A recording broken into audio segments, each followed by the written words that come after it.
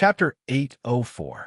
Ever since Lu Xiaoyi gave his orders to the temple masters, he rarely cared about the trivial matters under his rule. Every day, he worked hard to cultivate, diligently practicing his swordsmanship. His life was regular and carefree. Even if the sky fell, Fan Tong would hold it up. A carefree person should do carefree things.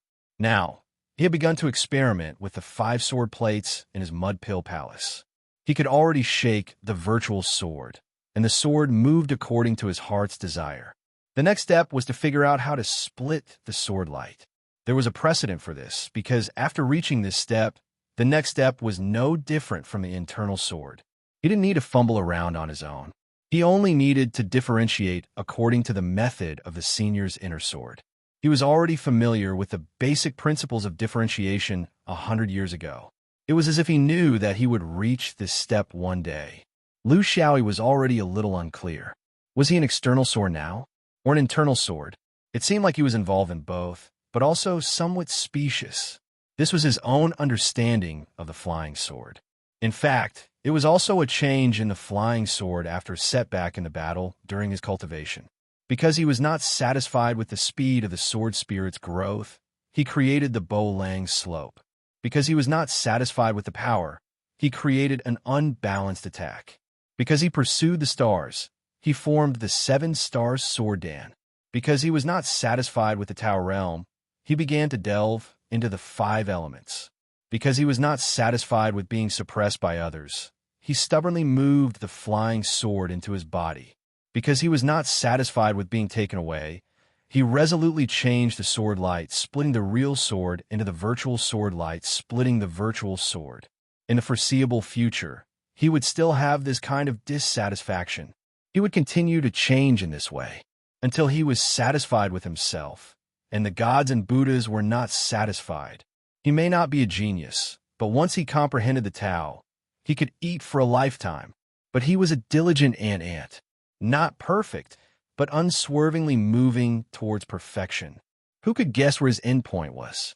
With the same sword light splitting mechanism, he might have started later than those authentic internal swordsmen. They started to split the sword as soon as they entered Jin Dan, but he was 100 years later. However, it didn't matter. His advantage was his strong spiritual power. Although he started late, his potential was astonishing. He still had time. Now, he could already easily divide into several dozen sword lights. This was the true sword light division, and it wasn't like the Big Dipper sword plate, which could only drain the pond to catch all the fish. It could be used continuously in battle without worrying about consumption. This allowed his actual combat ability to rise to another level, effectively making up for the lack of metal in his 5 elements. In his future battles, he would focus on the application of the sword light division. Since it was a direction, he had to quickly find out the shortcomings in its application and improve it. He was never content with what he had and despised the rules. That was the real reason why he was so strong. After spending 3 years in the White Cloud Monastery, his cultivation and swordsmanship had improved greatly. He thought that he could continue to muddle along and wait for death. On this day, he suddenly opened his eyes while sitting cross-legged on the couch. He called the Taoist child who was waiting outside and asked, "What happened? Why are there so many people coming to my daemon state?" The Tao child was careful. "Good, immortal master, you should know that they have come to Baqian Prefecture for Yudu Ghost City. This is the tradition of Shajia Little Continent. Every 5 years, there will be a Yudu Ghost Festival, a festival of the entire continent. At this time, not only under the rule of Lower Ghost Sect, but also under the rule of Upper Bone and Middle Blood, there will be mortals gathering here. This is the spontaneous action of the ordinary people of Little Continent. It happens once every 5 years, and it has always been like this." Lu Xiaoyi nodded. It was normal for mortals to have a festival, so he didn't put it in his heart. What ghost festival? It was nothing more than Lower Ghost Sect adding fuel to the fire for many years, using this opportunity to spread the name of their own orthodoxy and make their presence known. They wanted the ordinary people of Shajia Little Continent to know about such an orthodoxy. If they were interested, they would travel thousands of miles to join them. Upper Bone and Middle Blood were also doing the same thing. This was a competition between the cultivation orthodoxies of Shajia Little Continent. Just like how the natives wouldn't participate in the competition between Tao and Buddha, they wouldn't participate in the competition between the native cultivators. This was a tradition formed over hundreds of thousands of years in the Zhou-Xian Upper Realm, and it wouldn't be changed easily. However, his leisure didn't last long. The temple master of the Wooden Fish Temple came rushing to his door. The Wooden Fish Temple was also a Taoist temple in Baqian Prefecture, and it was under his jurisdiction. You look like you're in a hurry, and your soul has left your body. You've learned Tao for nothing. What happened? Is it worth it for you to come here, personally? The temple master of the Wooden Fish Temple smiled. Immortal Master, ever since you gave us pointers 3 years ago, I've turned over a new leaf. I've never slacked off for a single day. Lu Xiaoyi shook his head. This temple master of the Wooden Fish Temple was actually the worst among all the Taoist temples in Baqian Prefecture. He had no understanding of Tao, nor was he passionate about it. He was just a bootlicker who got his position through bribery. When senior brother Fan Tong arranged for him to come here, he specifically reminded him that some temple masters didn't live up to their names. They used the name of Tao cultivation to amass wealth. This temple master of the Wooden Fish Temple was the first on the blacklist. It meant to clean up the atmosphere, and it would be best to get rid of these people who were pretending to be dogs. Fan Tong didn't do that, and this made him unable to cultivate Tao. He used all kinds of messy methods, but many temple masters were grateful. When the temple master of the Wooden Fish Temple started to do things, he still had some tricks up his sleeve. I have something important to report to you. It might be biased, but it's also suspicious. I'll say it and let a mortal master decide. Thanks to your pointers 3 years ago, my Wooden Fish Temple has recruited quite a few talents. Oh, they're ruffians and people of the pugilistic world. We've recruited quite a lot of people, and the temple's resources are limited. Sometimes, when their old habits act up, they have to leave the temple and resume their old jobs. Oh, I've always been strict with them, but you also know that it's hard for ordinary people like us to follow orders. They don't have wine to drink or meat to eat, so it's inevitable. A few days ago, the green-skinned people in my temple saw that there were more and more visitors coming for the Yudu Ghost Festival. They were all well-packed, so they went out more frequently. However, they didn't expect to find something different among the visitors from previous years. He stole a glance at Immortal Master, and seeing that he didn't blame him, he continued. They found that among the visitors attending the Ghost Festival this year, there are more believers who worship Buddha than usual. In fact, there are even monks mixed in among them. Do you think there's a story behind this? Lu Xiaoyi sighed. When he heard what the temple master of the Wooden Fish Temple said, he basically understood what was going on. He could see very clearly that Baqian Prefecture was the weakness of Taoism in Shajia Little Continent. It was a pity that the Taoists didn't understand it, but the monks did. Attacking the core would help to quickly resolve the conflict between Taoism and Buddhism. However, what they didn't know was that Lu Xiaoyi, was still in Baqian Prefecture. Buddhist believers might be very fanatical, but what would happen if they met Taoist ruffians? Chapter 805. There was an endless stream of people heading to Baqian Prefecture. Crowds gathered from all around Little Continent and formed a mainstream in Baqian Prefecture. The worshippers who had been stifled along the way were finally released. They were allowed to freely spread the faith of Buddhism after entering Baqian Prefecture, especially when they reached Yudu Ghost City and came into close contact with the ordinary people under the rule of Ghost Sect. It wasn't realistic to expect a Ghost Festival to completely change everything in a few months. What was realistic was to leave behind seeds, ideas, and some of the most resolute believers to take root in this land. Over time, the foundation would be built up imperceptibly. These Buddhist believers were either in groups of 2 or 3 or in groups of 10. After entering Baqian Prefecture, they revealed their true colors. Along the way, they ate and slept. If there were many people, they would gather together to talk. If there were few people, they would help each other. The core was to coerce the local people who didn't know the truth and be led in by them. The key was that what they said made sense, and was precisely what they couldn't say in their hearts. This kind of situation would only reach its peak after reaching Udu Ghost City. At that time, there would be hundreds of thousands of people arriving every day, and that would be the best time to spread the faith. What they were doing now was just a small test of their skills. Even though they had the support and coordination of 10,000 Buddhas Imperial Heaven behind the scenes, there were no cultivators participating in the actual operation. Therefore, to the people of unfettered sect, they couldn't use their abilities as cultivators or the abilities of Ghost Sect. The only resistance they could do was to those Taoist temples. Only the Taoists of these Taoist temples were the only power to resist the invasion of Buddhism. The weakness, disorder, and corruption of the Taoist temples made them helpless when they truly saw the truth. This was also the mischief of Taoism's philosophy of taking care of oneself. Entering the core area of Ghost Sect through normal means, and using the Ghost Festival to spread Buddhism. In terms of strategy, that didn't leave any room for Taoism to criticize.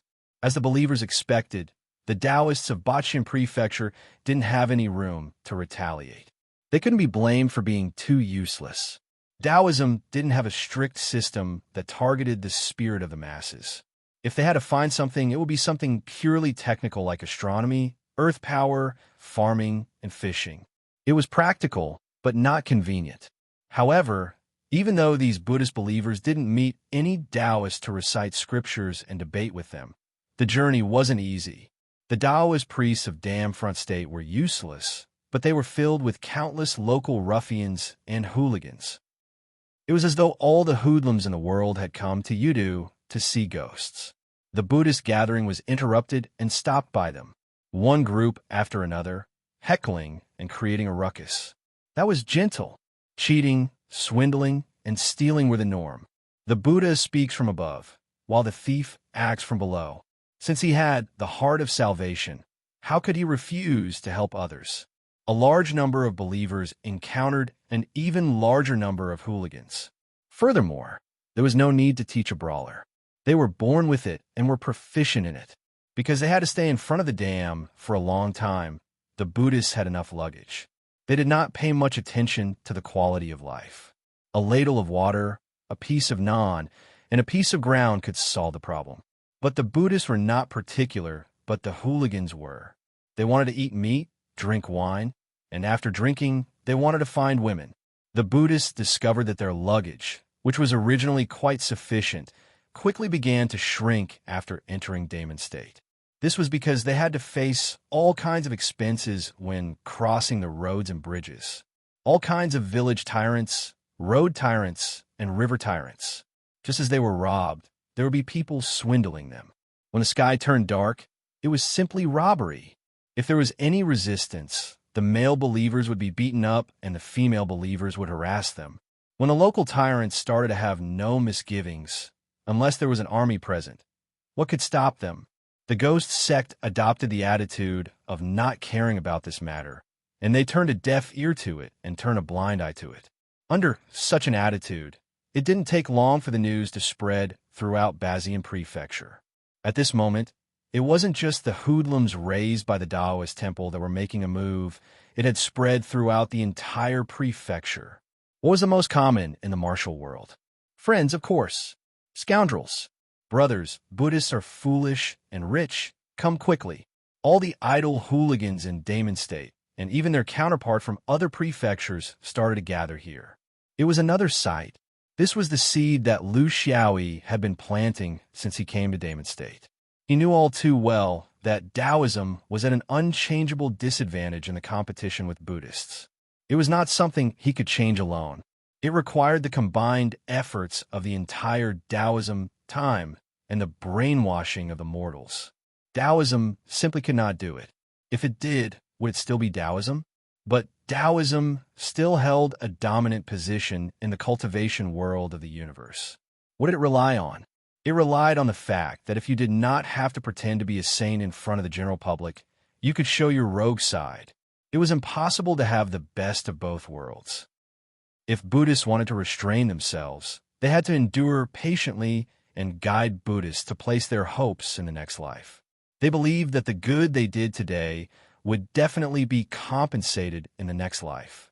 Since that was the case, Taoism would focus on this life.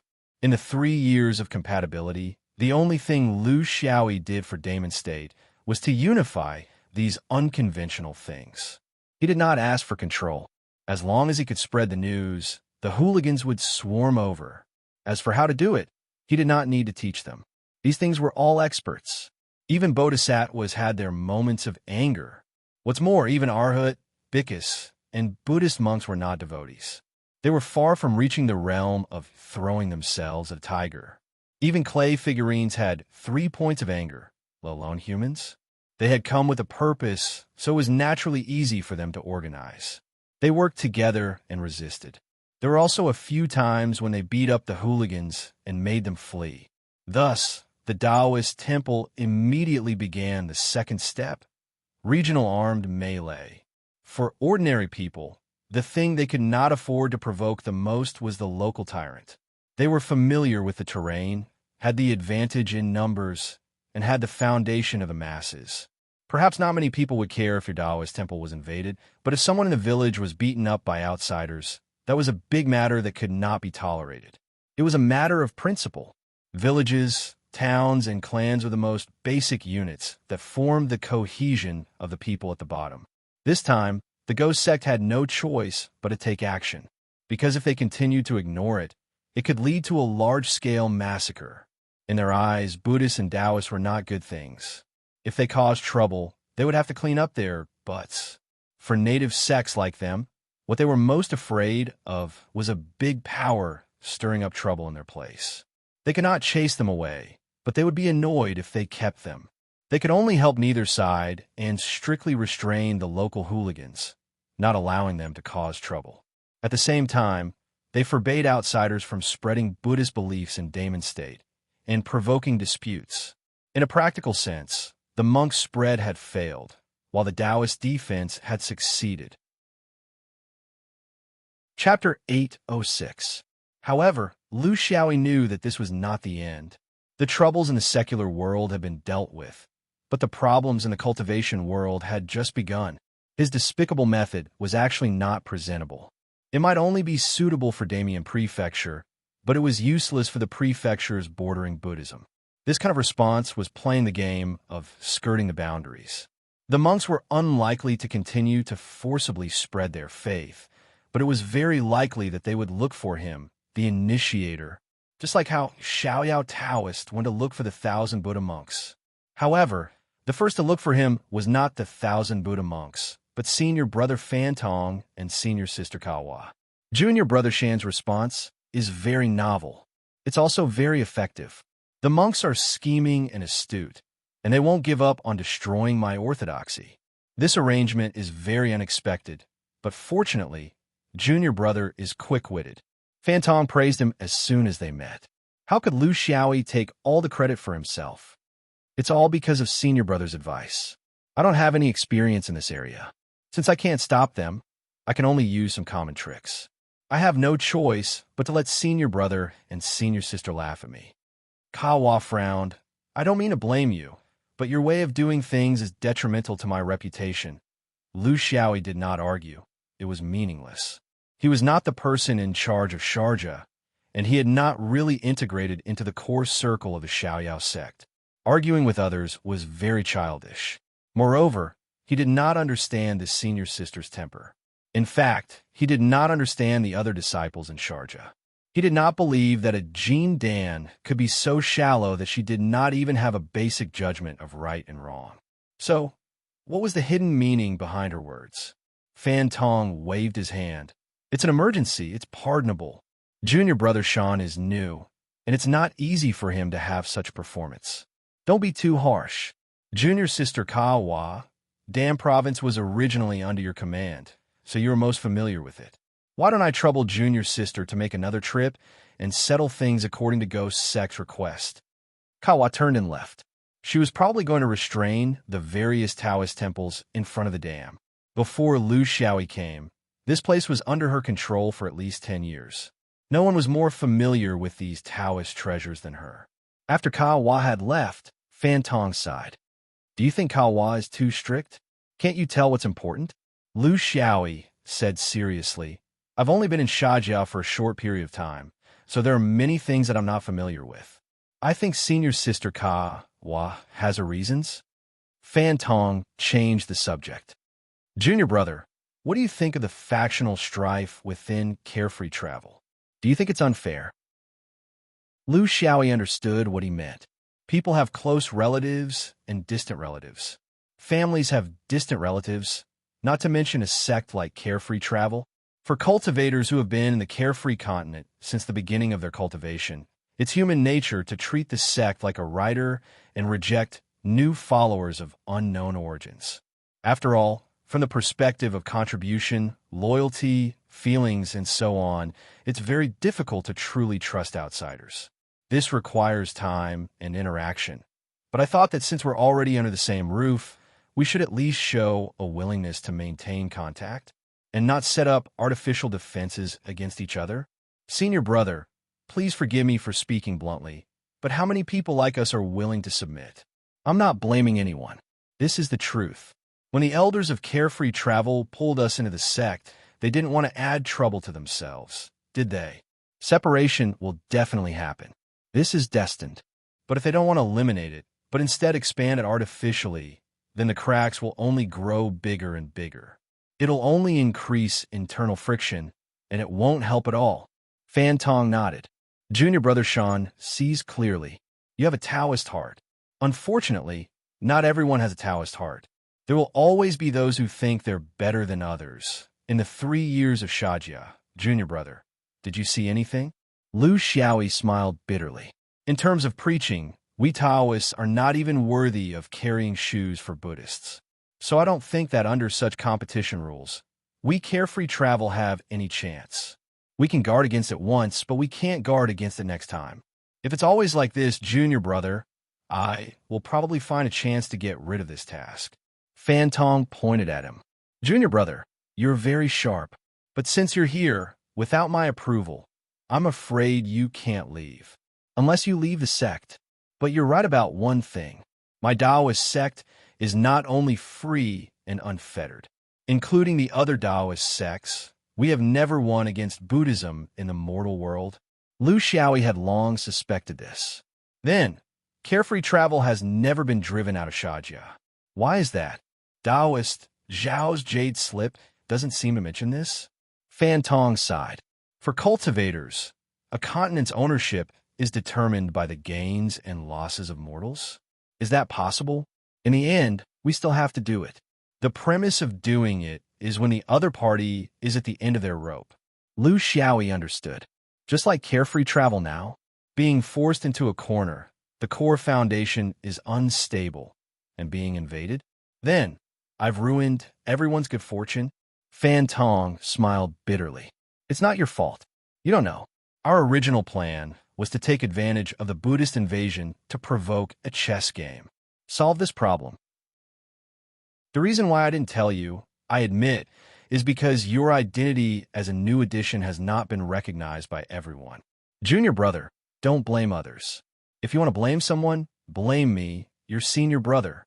Today's talk, not only because of junior brother's unique methods, but also because of junior brother's understanding of things.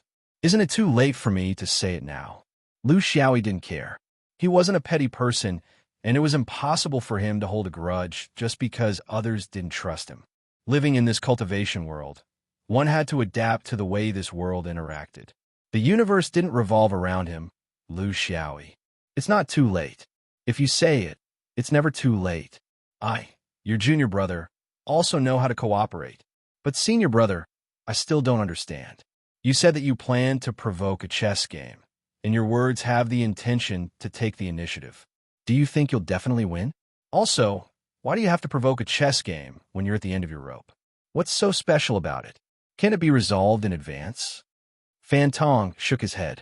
It's like this. The battle between Taoists and Buddhists on the small continent is a very important aspect in the history of cultivation in the Zhou upper realm. It's not only between Shaka, nor between the 10,000 Buddhas and Carefree Travel. Right now, there are hundreds of small continents that have similar situations happening. It's not only between Taoists and Buddhists, but also between Taoists. Just think about the 3,000 small continents around the 9 great sects, and you'll clearly understand the frequency and inevitability of this kind of thing. Since it's the main theme, of course there must be certain rules. Otherwise, the Zhou upper realm would have been in chaos long ago. How could it be as peaceful as it is now? The rule is to compete in the promotion of Taoism first. After the promotion of Taoism is decided, we'll use the cultivation method to settle everything. Chapter 807. Fan Tong knew that he was confused, so he explained, to put it simply, if an upper sect wants to gain complete control of a small land, it must do 2 things. First, it must have an overwhelming advantage in the promotion of Taoism. Second, it must have an advantage in the strength of cultivators. First, it must respect the choice of ordinary people on the land. Second, it must respect the nature of cultivators. Because the second point is too realistic, we usually don't leave in words. That's why you can't see it in jade slips. It's a bit hypocritical, but there's no other way. The world of cultivators is like this. In the end, the ownership of a land can't be completely decided by ordinary people. We can say that and promote it this way, but we won't do it. Lu Xiaoyi nodded. Understand, the world of cultivators is still improving. At least in the beginning, there won't even be such a fig leaf. Maybe in a few million years, if cultivators still exist, it will really evolve into a land.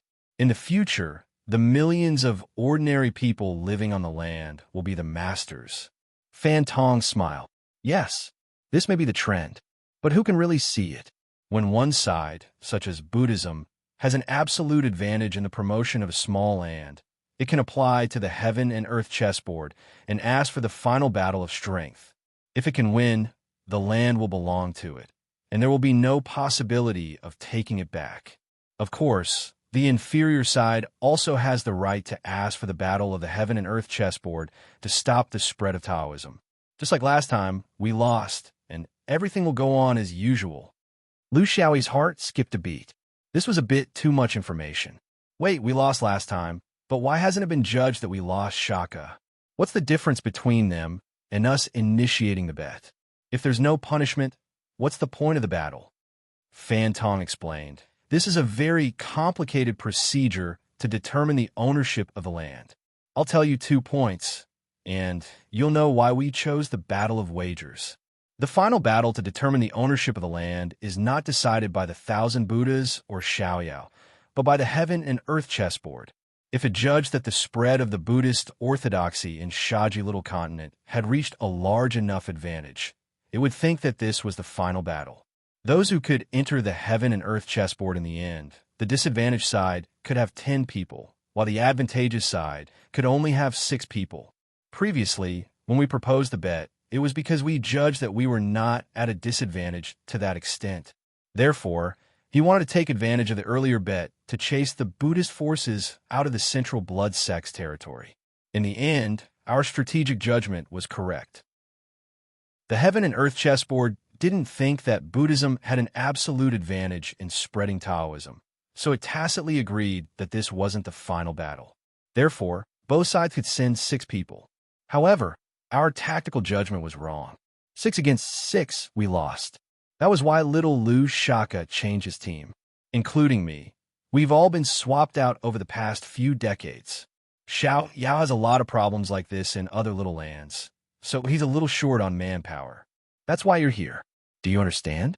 Lu Xiaoyi then asked, if the heaven and earth chessboard decides that this is the final battle and we lose, we will completely leave Shajiao Little Lu. What if we win? Fan Tong replied, if we win, the Middle Blood Sect's territory will be ours again, and will be protected for 100 years. Lu Xiaoyi sighed. The rules protect the weaker party very well. Is this because of Buddhism's strong ability to spread Taoism? Fan Tong nodded. Of course. Without such protection, sooner or later, the 3,000 little lands in the Zhou upper realm will become Buddhism's pawns. Lu Xiaoyi pretended not to care. Heaven and earth chessboard? I seem to have heard of this before. Isn't it the great cultivators who bet on winning? Is it the same thing? Fantong declined to comment. It's not good to talk about the matters of the ancestors. There are rumors that are not true, but how would we know the specifics? I only know that the heaven and earth chessboard doesn't belong to anyone or any great cultivator. It belongs to the entire Zhou Xian upper realm. Its power is limitless. Deciding the ownership of the land is only one of its functions. Lu Xiaoyi shrugged. You like playing chess that much? If you want to fight, then fight. Why must you restrict the cultivators to a chessboard? Ridiculous. Then, what should we do next? Since I have disrupted the monk's attack, does that mean that I have indirectly delayed the final battle? Fantong said helplessly, It's my fault. I didn't tell you in advance out of selfishness. You have to know that it doesn't matter if the final battle happens sooner or later. In Shajia, the Shanggu sect territory is Buddhism's traditional territory. Their faith is unbreakable. The Lower Ghost sect's territory is the foundation of our Xiaoyao tour. For a long time, Buddhism hasn't interfered. The key to the battle is the Middle Blood sect's territory.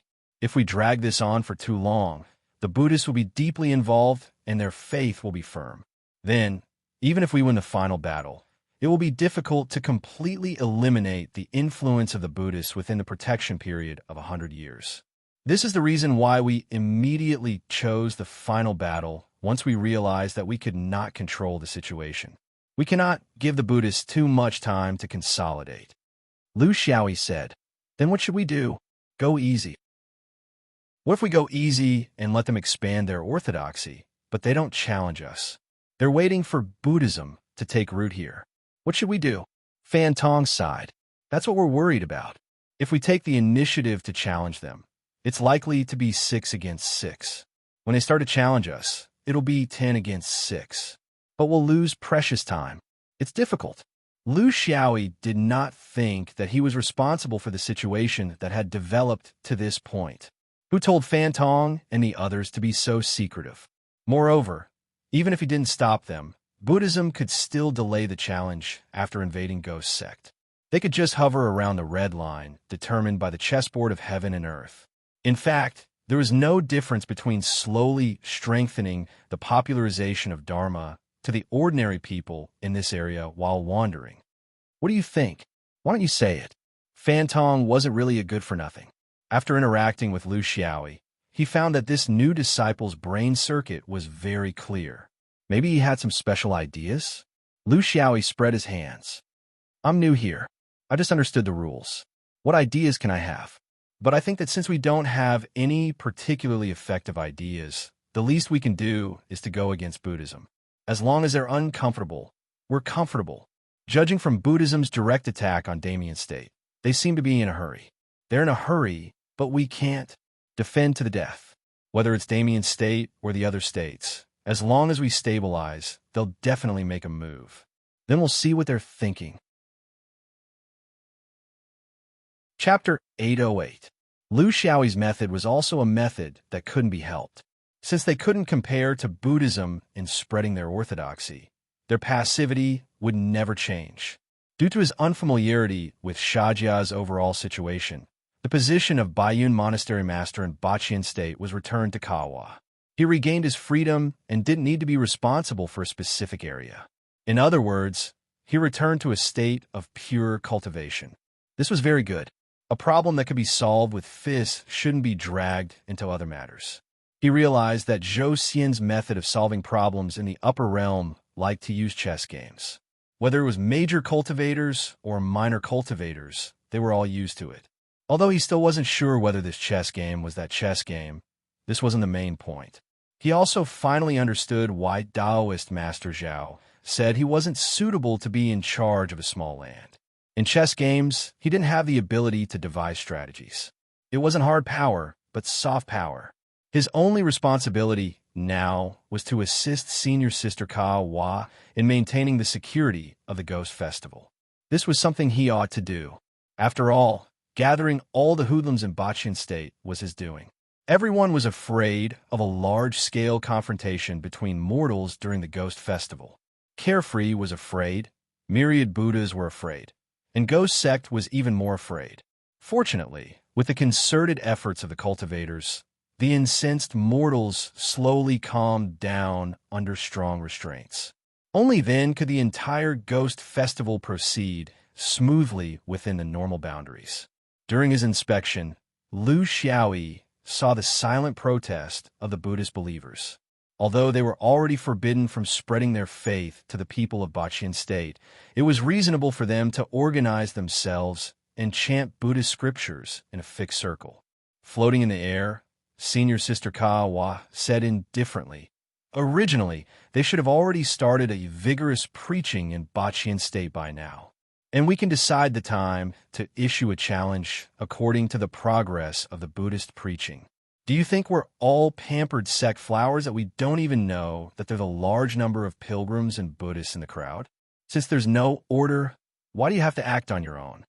Lu Xiaoyi wouldn't be polite anymore. "I always thought that the right to know was the basis of a group's coordination and cooperation, but you clearly don't think so. For me, since I was given a position, I will do my best to fulfill it. This is the self-cultivation of a cultivator. Finally, as far as I know, the so-called time to issue a challenge is a false proposition. You have already issued a challenge once. What was the result?" Ka Wa snorted. "We knew that the challenge was dangerous, but we had to do it. If we don't resolve it as soon as possible, the longer the Central Blood Sect is immersed in the Buddhist atmosphere, the harder it will be to correct it. To mortals, 100 years was merely 3 or 4 generations. It was simply impossible to completely change their beliefs. You think we're just being imprudent? There are also reasons why he had no choice but to do it even though he knew it was impossible." Lu Xiaoyi didn't agree with her point of view. "Forgive me for being blunt, but even if you manage to buy some time, what's the difference between a decade or a few decades? Once the protection period is up, we will be able to stop the Buddhists from infiltrating. It was meaningless. If we don't change the system at the top, Taoism and Buddhism will always be at a disadvantage in the battle." Kawa sneered. "What you're saying is not something we should consider at our level." The two of them were silent. They couldn't agree with each other. Not long after, hundreds of Buddhist believers gathered below began to chant scriptures and recite Buddhist scriptures under the lead of the monks. The strong power of faith penetrated the sky and disappeared into the void. It gave Lu Xiaoyi a sense of déjà vu. The Buddhist faith seems to be very cohesive. Kawa was very serious. Their application of faith has already reached a very high level. As far as I know, they can already bear virtual objects. And if you use that kind of despicable method to deal with them, it may be used by people with ulterior motives to deal with you. When you're cultivating, when you're fighting, you have to be careful of this." This was a senior sister with a cold face but warm heart. Although she never gave him a good face since they met, she didn't hide the real key point. Faith-bearing virtual objects meant that the monks would have the ability to influence him in the spiritual world through the application of faith, even if they were thousands of miles away. This was the reason why she didn't approve of Lu Xiaoyi using this kind of hooligan method to solve the problem. It would arouse the common hatred of the ordinary believers. Lu Xiaoyi was vigilant in his heart, but on the surface, he maintained his usual indifferent expression. What can you do? If your Taoist heart is firm, you won't be invaded by any evil. Kawa glanced at him. Since she said something nice, he couldn't blame anyone for his own death. Do as you wish.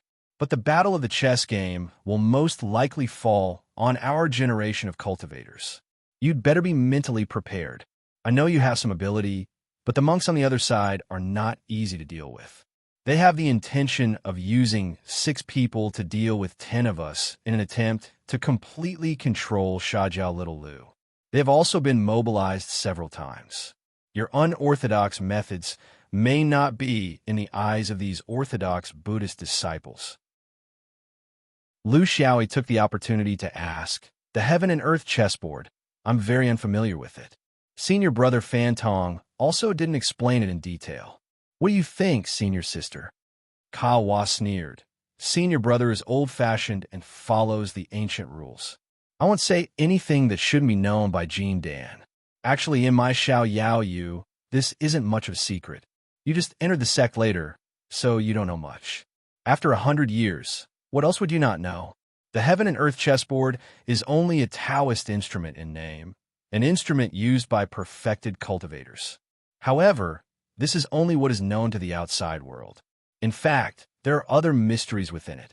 Maizhou Xian Upper Realm actually didn't have this name hundreds of thousands of years ago. It was called the chessboard Upper Realm. The reason why it was named this way was because of the existence of the heaven and earth chessboard. Simply put, the heaven and earth chessboard doesn't belong to any sect, nor does it belong to any person. It's just that the perfected cultivators can borrow its power to a certain extent. It has already become a law, integrated into the heavenly axiom of the Zhou Xian Upper Realm. Therefore, when the cultivators of Zhou Xian settle disputes among themselves, we are very used to using the heaven and earth chessboard, because it is fair enough. Lu Xiaoyi was speechless. Can anyone use it? Kawa snorted coldly. Of course, it has to be differentiated by realm and status. For example, the 9 great upper realms can borrow a part of its power in the little continent's dispute. Those trivial disputes between the 3,000 side sects don't have such qualifications. Lu Xiaoyi laughed. A treasure that has become a law. It's also the guardian of the Zhou Xian Upper Realm, right? Kawa smiled proudly. Of course, in the various realms of the universe, as long as you have a little bit of strength, you will have a heaven and earth great membrane to protect your realm. Do you think the Zhou Xian Upper Realm has such a thing? Lu Xiaoyi was very embarrassed. Senior apprentice sister, I can't see this thing either. Kawa laughed. But my Zhou Xian Upper Realm doesn't have a heaven and earth great membrane, but we have the heaven and earth chessboard. Any forces that want to do harm to my Zhou Xian Upper Realm want to invade here. They will be pulled into the heaven and earth chessboard. Do you think there is any realm in the universe that dares to say that they can compete with the cultivators of my Zhou Xian Upper Realm in the heaven and earth chessboard? Chapter 809. No matter who comes, they'll have to play chess first.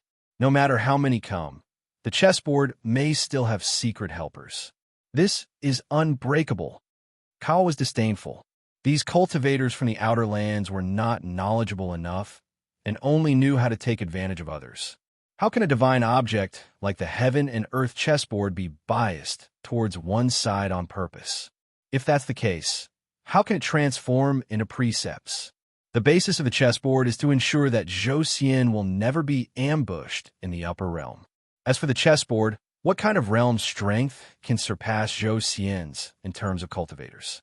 With the elites of the 9 great upper sects coming out, even yuaning will be an easy task. People like you and me can't even be chess pieces. Lu Xiaoyi sighed.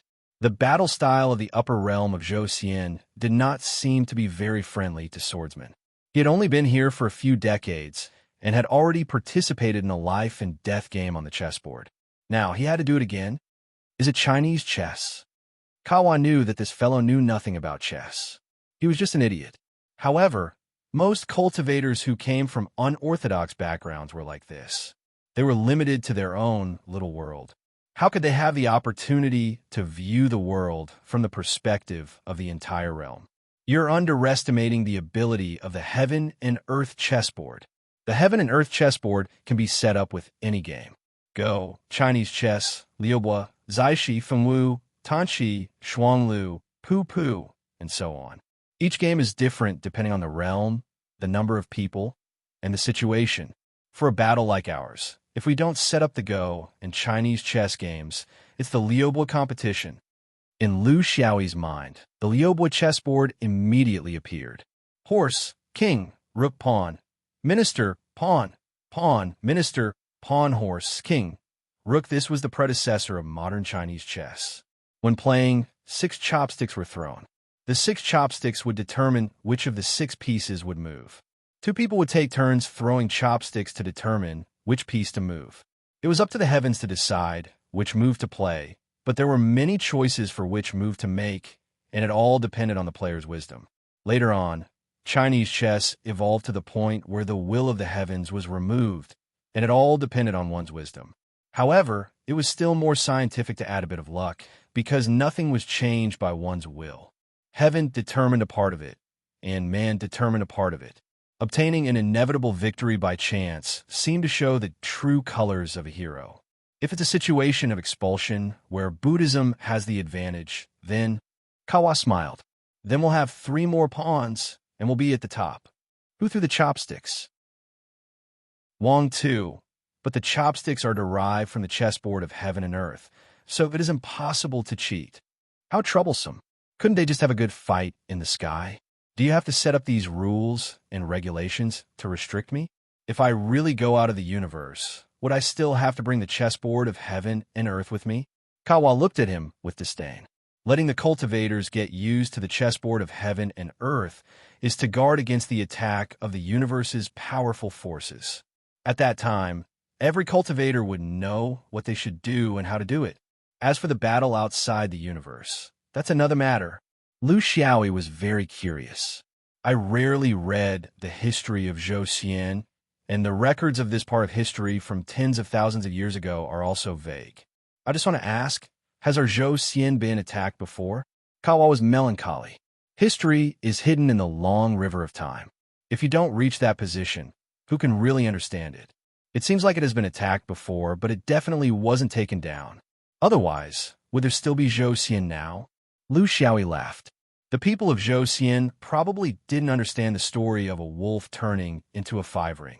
When I grew up, I became you. I don't think so, right? Maybe it was taken down, and then it continued to evolve and develop.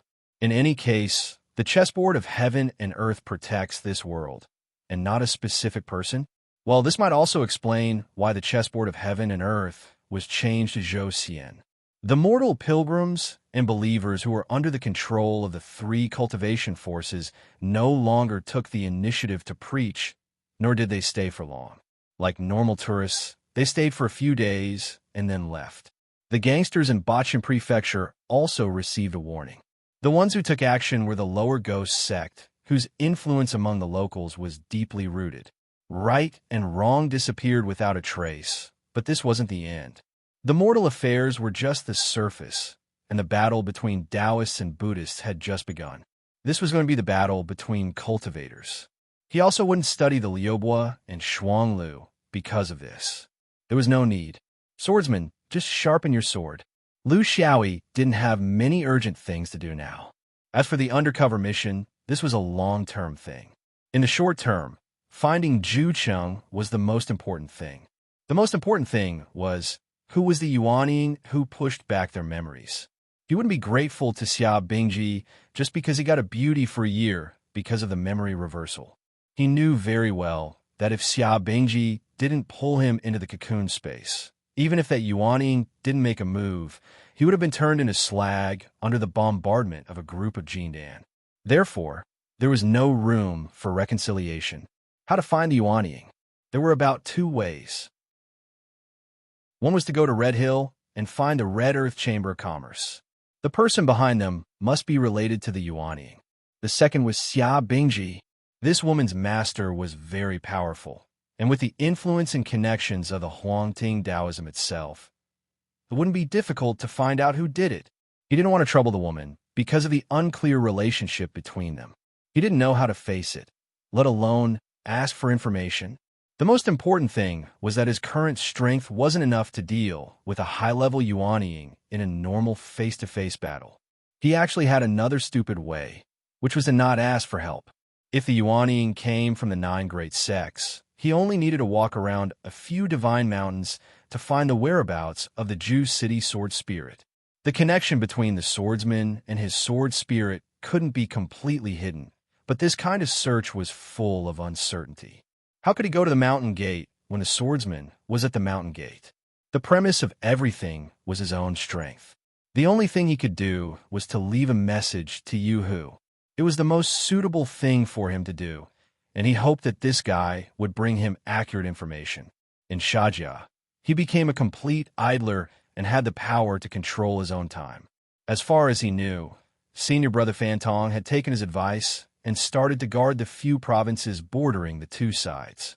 There was no other purpose other than to force the monks to use their trump cards. As far as he knew, The 10 free and unfettered cultivators on Shaja continent were all transferred by Zhenren Zhao from the free and unfettered continent in recent years to prepare for the final chessboard of heaven and earth.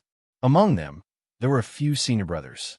However, it was hard to say whether they had a big advantage because the 1,000 Buddhas were also mobilizing their troops.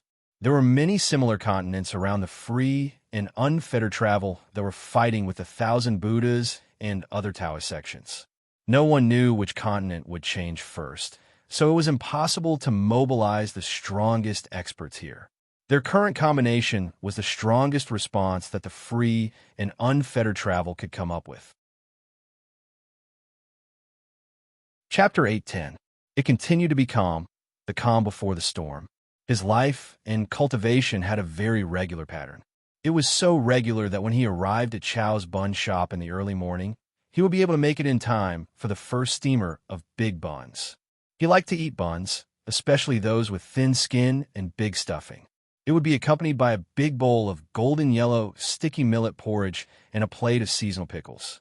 On top of that, he would pour 2 big spoonfuls of chili oil. It was not that he needed this bit of energy, but it was because this was a part of life. The Creator had given humans a body, and every part had the right to use it. The hands had to wield swords, the feet had to run, and the middle, the mouth, had the right to speak. Other than speaking, there was also the right to eat good food. The teeth had the right to chew, the stomach had the right to digest, the big and small intestines had the right to absorb, and the sphincter had the right to excrete. Humans had the right to live. The Shajiao people did not have the habit of waking up too early. This land was a land where the pace of life was very slow. Therefore, even though Lu Xiaoyi had finished his morning chores and arrived at the bun shop, there were only a few customers and the first steamer of buns. The millet porridge had just been cooked.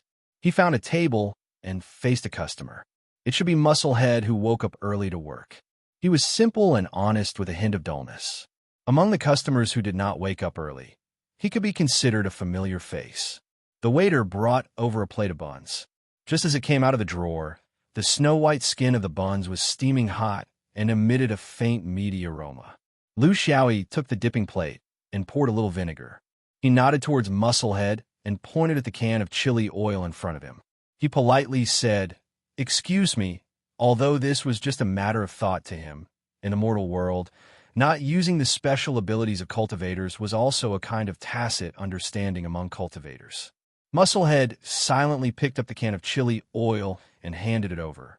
Just as their fingers touched through the can of chili oil, an invisible tremor was transmitted between the two of them. Musclehead raised his head in surprise, and his hair stood on end. Under the table, a long sword stabbed into his lower abdomen without any trace of politeness. What followed closely was the inhuman devastation of the sword energy in his body. Yet, the strength was perfectly controlled, and not a trace of it leaked out. Unable to hold on to the oil can any longer, Lu Xiaoyi naturally took it and scooped out 2 large spoonfuls of oil. He picked up a bun, dipped it in the seasoning, and put it into his mouth. His eyes were slightly closed as if he was enjoying himself. Fresh meat buns with juicy stuffing. My favorite. His tone changed. "Brother, where did you come from? Who's the boss? Who do you work for?"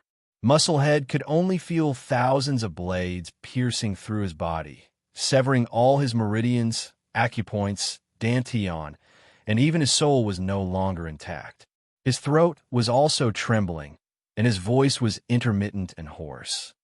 Good method." Lu Xiaoyi leisurely enjoyed his steamed buns with a natural expression. The two of them exchanged questions and answers. The shop owner, who was close by, didn't notice anything unusual about the two of them because there were no screams and no blood. "You're not bad either. How long have you been following me? Are you tired of eating buns?" "It wasn't easy." "What's in the buns?" "It must have been hard for you to add something into the buns every day, just waiting for the shop assistant to coincidentally deliver that bun to my plate." Musclehead laughed bitterly. "Hunting geese all day long and being pecked in the eye by the geese today is also fate. My skills are inferior. I have nothing to say. I hope fellow Taoists can always be so lucky." Lu Xiaoyi sighed. "This isn't luck. This was a character similar to an assassin. His disguise was at the peak of perfection, and his aura was flawless. Gene Dan's cultivation allowed him to make his aura no different from a normal person's. This kind of ability was something even Lu Xiaoyi himself couldn't achieve. But the only thing he couldn't completely conceal was that faintly discernible trace of luck in his mind. Whether or not a normal person could possess the luck that only qi-sensing cultivators could display, Lu Xiaoyi wasn't sure about this. But at the very least, it made him pay some attention to this person. Until today, when the 4 steam buns were served, one of them had a goo worm hidden within. This made him immediately understand this person's goal. He had been eating the first steamer of steam buns just like him, waiting for the goo worm to enter his body. He could only plant the goo worm in advance before Lu Xiaoyi arrived. Otherwise, he wouldn't be able to escape his target's perception. Only when the shop assistant served the steamed buns would the swordsman feel at ease and eat them boldly. As an assassin, he didn't lack patience. He knew how important it was to prepare beforehand, so he would rather throw the precious goo worm into one of the steamed buns every morning, losing his chance when the steamed buns were served to other customers, than to act rashly in front of the swordsman. The origin of the goo worm was very rare. He only had one, but it had never failed an assassination. It was called the Heaven and Earth Soul Leaving Goo Worm. Once it was infected, it would devour everything in the cultivator's mind: spirit, will, memory, and even self. If the shop assistant served the steam bun with the goo worm to someone else, he wouldn't activate it. He only needed to wait for the swordsman to leave before recalling it from the body of an unrelated customer. Then, he would wait for the next opportunity. This was a Heaven and Earth Soul Leaving Goo Worm. The temperature of the steamed buns couldn't do anything to it. There were more than 60 steamed buns in the steamer. If the shop assistant took them at will, he would have to rely purely on luck to distribute the goo worm to a specific customer.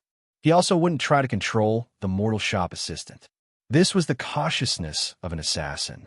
He would rather wait for a few more days than leave any traces behind for his target. As such, he ate steam buns for a month. To be honest, he didn't like this kind of food, but he was willing to eat for a year to achieve his goal. He still failed. He didn't even know where he failed. He had tried his best to cover up for this ruthless swordsman in the sea of clouds outside Red Hill. But before he died, he realized that there was no such thing as best in the cultivation world. Lu Xiaoyi didn't get anything except for a steamed bun. The strange goo worm in the steamed bun didn't die with its owner. This didn't conform to his understanding of the Goo Dao. He was grateful for the contact he had with the unorthodox cultivators in the land of exile, especially Taoist Byron. This gave him the most basic understanding of the Goo Dao, which was the key to him avoiding the assassination. The Dao of Goo was a very unique Dao orthodoxy. It was unlike the Dao of pills, talismans, tools, and formations, which many cultivators more or less dabbled in. The Dao of Goo, unless a cultivator deliberately cultivated it, it was very difficult to take both sides at the same time. Therefore, this assassin would never have dreamed that a sword cultivator who had always looked down on unorthodox Dao would have some knowledge in such an unorthodox Dao.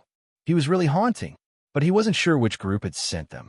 He had many enemies in the upper realm of Zhouxian. The Wildebeest Bandits were one group, and the Red Earth Merchant Guild was another. Both seemed possible. Chapter 811. Lu Xiaoyi didn't know how many assassins were sent like this. Were they acting alone, or were they working in groups? However, in the cultivation world, the profession of a killer wasn't flourishing. At least, there weren't any in the Five Rings and Qin Kong. The reason was simple. This profession had already deviated from the original intention of cultivation, so it was difficult for them to have a bright future. Moreover, those assassination methods that were impossible for mortals to guard against were actually not suitable for cultivators. There was no such thing as a peerless expert among the killers. The real powerhouses were all in the big forces. Not only were they strong, but they also had soft strength like the state of mind. Therefore, he still acted like he always did. When he had nothing to do, he would go out and walk around to see if there were any similar things. Soon, a suspicious target appeared in front of him. It was a Jean Dan Kuan cultivator. She swayed with every step and was gorgeously dressed. At first glance, it was hard to associate this person with the serious cultivation world. However, she was indeed a Jean Dan cultivator. Contrary to the previous killer who had completely concealed himself, this woman didn't seem to care about her whereabouts at all. For a small land like Shaga, which didn't have any characteristics of cultivation, there were very few strange cultivators coming here.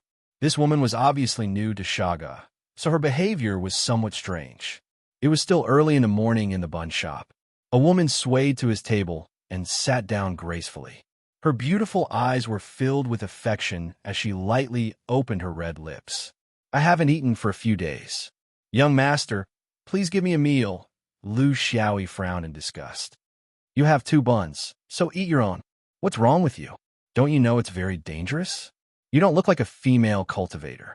You look like someone who just ran out of a brothel. If you don't know how to put on makeup, then don't. Makeup needs to be matched. It's not that the more you mix, the better. Why do you have to put on so much makeup when you're walking? The more you pretend, the more conspicuous you are. Also, how long have you not changed your clothes?" The woman looked at him pitifully and was very puzzled. "How did you see through me?" Lu Xiaoyi ignored it. "Let's get down to business." Yugu tried hard to restrain its urge to throw flirtatious glances. This instinct actually made it helpless. "I don't have any information about what you want to know. It involves the level of yuanying. You know, the bodies I can take are weak Dan, with low mental strength. But in the process, I heard some other news. The Red Earth Chamber of Commerce hired assassins to make trouble for you. As soon as I heard that, I hurried here. I hope I can make it in time." Lu Xiaoyi smiled bitterly. "It's too late. Just 10 days ago, right where you're sitting, I killed that assassin. But which side sent them? Was it the Red Earth Merchant Guild or the Wildebeest Bandits? How many have come?" Yugu shook his head. "I'm not sure. I also vaguely mentioned it through a middleman, but I didn't have the time to thoroughly investigate. I was afraid that you would be fooled, so I hurried over. However, I've heard that they seem to be looking for trouble with the sect you're from, with the intention of luring the snake out of its hole. But they don't know that you're a fake, so there's no point in luring you." Lu Xiaoyi was very helpless. At that time, there were 3 people who caused trouble. 2 of the women had strong backings, and he was the only one. Although he was also from a sect, his status was incomparable, and there was no thigh to cling to. It was understandable that he was used as a target to vent their anger. These people wouldn't dare to make a move in the carefree continent. But if he came to Little Lu, he would have no more scruples. Bullying the weak and fearing the strong was human nature, and it was the same for cultivators. Considering that he was a new addition to the sect and had no foundation, even if he took revenge, he probably wouldn't attract the attention of the Carefree Travel Association. This was the reason why the assassins came looking for him. "Is it possible that the Red Earth Chamber of Commerce hired more people?" Lu Xiaoyi asked. Yugu nodded. "From the way they do things, it seems so. Bandits don't do things endlessly, and they don't have to worry about their reputation. However, it's different for a Chamber of Commerce. In the business circle, if they swallow their anger after their young master and more than 10 Jindan people were killed, they will be laughed at. They have to do something. Brother Yin, it's better for you to return to the carefree continent. These assassins are hard to guard against, and they won't stop until they achieve their goal, because they can't get the reward." Lu Xiaoyi smiled. "I know. It seems that to solve this problem, we have to destroy the Red Earth Chamber of Commerce." Yugu asked, "Do you want me to help you contact Brother Qing Xian? With the 2 of you working together, you won't have to worry about Jean Dan's level." Lu Xiaoyi shook his head. "No need. I'll probably stay in Shajia for a few more days. It's hard to shirk the sect's mission. Let's not talk about me first. Fellow Taoist, your current body is really uncoordinated. Since you want to hide your tracks, being ordinary is the most important thing. Don't leave a deep impression on others. Why don't I find you a monk's body here?" Yugu shook his head. "Brother Yin, you don't know. In the Joseon upper realm, dual cultivation Kuan cultivators are not rare. Instead, it's monks who walk the boundaries that attract attention. If I get a monk's body, it'll be really troublesome in this Taoist world. Don't worry, it's easy to change the form of this body. As long as I open up, it'll be easy to get it. The two of them talked for a long time before they went their separate ways. Yugu wouldn't stay here. This kind of pure cultivation environment wasn't suitable for him. To him, a place like Red Hill, where good and bad people mix together, was the best place for him to live. As for what form he wanted to live in, that was his personal preference and couldn't be forced. Things were usually like this. After the Yudu Ghost Festival, things were peaceful for many years. However, the appearance of the assassins seemed to stir up trouble. After the assassins, Yugu, came the orders from the Carefree Mountain sect. 10 carefree cultivators gathered at the White Cloud Temple and listened to Fantong's message from the Mountain sect. The Mountain sect sent a message. Because the light of 10,000 Buddhas is in a tight situation on several small continents at the same time, there are suspicions that they've secretly swapped people. They're not walking through the cracks. They're walking through the sea of clouds. Due to this uncertainty, the sect wants us to decide on our own whether we should continue to wait or take the initiative to attack based on the changes in the situation of the 10,000 Buddhas and monks on Shajia Small Continent. We'll start a bet and end this prolonged confrontation. Simply put, if they were to challenge the chess game now, it could very well be the normal 6 gambling, 6 against 6. If they continued to wait, when the Buddhists completely gained the upper hand, a variant 6 gambling would appear. 9 against 6, and the Taoists would have 3 more people. In terms of safety, it would definitely be safer to wait. However, this kind of passive method wasn't suitable for the position of the Carefree Mountain sect. Who wouldn't want to use a fairer method to increase their persuasiveness in this kind of competition? Therefore, what the higher-ups of the Carefree Mountain sect meant was that since the Buddhist power on Shajia Small Continent had been diluted and transferred away, there was no need to maintain the previous strategy of hiding. It was very embarrassing. They hoped that they would take the initiative to attack, but the prerequisite was that the information was accurate.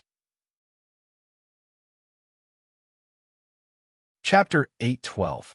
Jiaho was very cautious.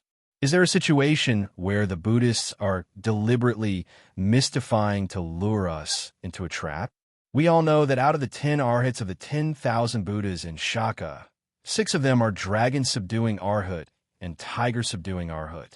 We need to confirm that these people have left, or some of them have left. Dragon-subduing arhat and tiger-subduing arhat was a title given by the Buddhists to Jindan arhat. It was a difference in the direction of the orthodoxy. Just like in the Taoist orthodoxy, there were many Taoists who didn't specialize in fighting, but were engrossed in the study of Taoism, including alchemy, array, etc. It was the same in the Buddhists. There were many monks who didn't specialize in fighting, but focused on the glory of the Buddhists. This was also the reason why the Buddhists were able to outshine the others. The Buddhists were monks who had a certain level of fighting ability. Of course, there were also many who cultivated both Buddhism and martial arts. Among the Buddhists, the elites were often selected to enter the dragon-subduing pavilion's tiger-subduing hall. It was just a name, and it was specialized in dealing with all kinds of conflicts between the Buddhists and the cultivation world. There weren't many Buddhas in the dragon-subduing pavilion's tiger-subduing hall.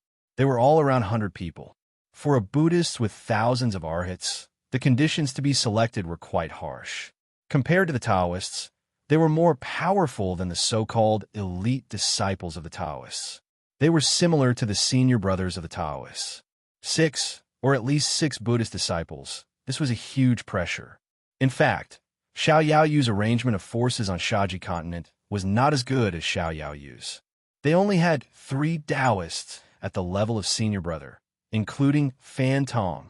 This kind of strength comparison didn't mean that the Buddhists as a whole were much stronger than the Carefree Wandering sect.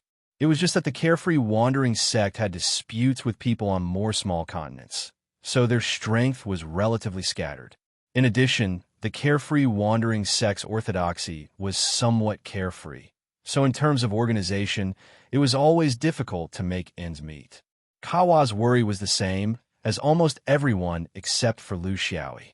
If they persisted with the original plan, they would almost certainly be able to turn the tables. This was because the Buddhists had no choice but to be outnumbered in the end, so the safety factor was very high. But if they took the initiative to attack, 6 against 6, who would have the confidence to win? Among the 9 upper sects of the Zhou upper realm, there were only 2 sects of Buddhism.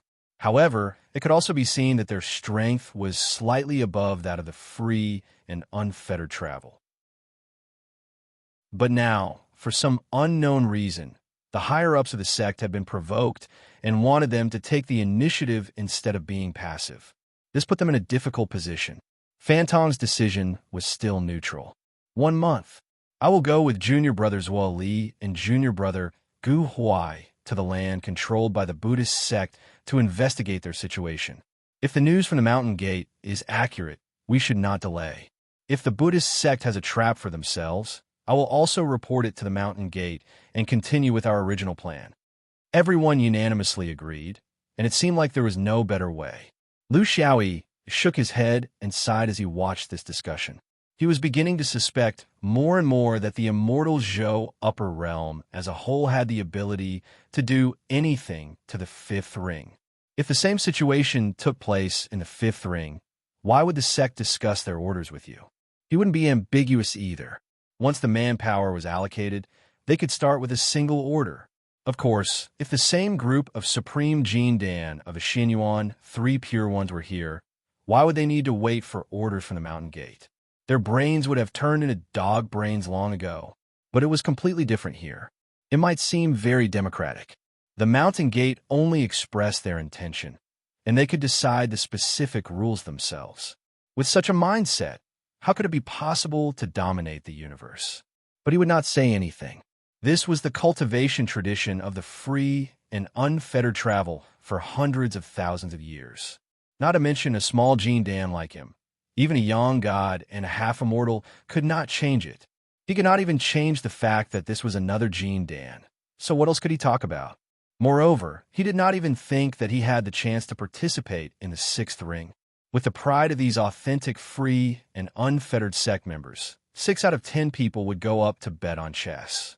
It would never be his turn as an outsider. He would not take the initiative to apply. He would not do anything to offend others.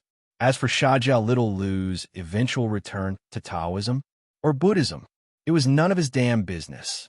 But his guess was not very accurate, because after the meeting was adjourned, Fantong and the other 2 senior apprentice brothers went to find out, but Jia Hua stopped her. This woman must have some roots in Shaoyao Mountain. So although her strength was not outstanding, everyone was very polite to her, including the 3 senior apprentice brothers. Lu Xiaoyi did not ask, and only listened quietly. Kawa looked into the distance and sighed. Junior brother One-Eared, I heard that you killed a lot of people in the Red Hill Cloud Sea. Although you're all unorthodox rogue cultivators, you should have some ability. Otherwise, Marshal Uncle Zhao would not have sent you here. I have some difficulties here. I wonder if you can help? Lu Xiaoyi was very surprised. This senior sister was a very proud person and valued the orthodox, free, and unfettered sect more than anyone else. Now, she was actually asking for his help, but he would never soften his heart just because she was a woman. Please speak, senior sister. I can't promise, but it has to be within my ability. I am just a new free and unfettered sect disciple. My shoulders are very narrow. Kawa was annoyed and wanted to turn around and leave, but this was not the time to throw a tantrum. It's like this: the tradition of the free and unfettered sect is to follow the will of the people. So the sect rarely forces its disciples to do anything.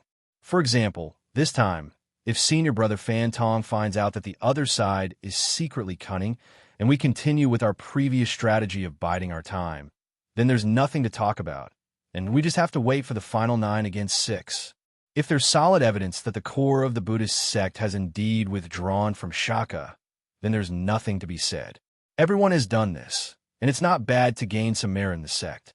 But I'm afraid that the 3 of them will not come to the same conclusion, and each of them will have their own opinions. Some want to challenge the chessboard of heaven and earth, and some want to stick to the rules. This way, when senior brother Fantong chooses people to participate in the battle, there may be people who don't support his opinion and withdraw. In other words, we may not be able to gather 6 people.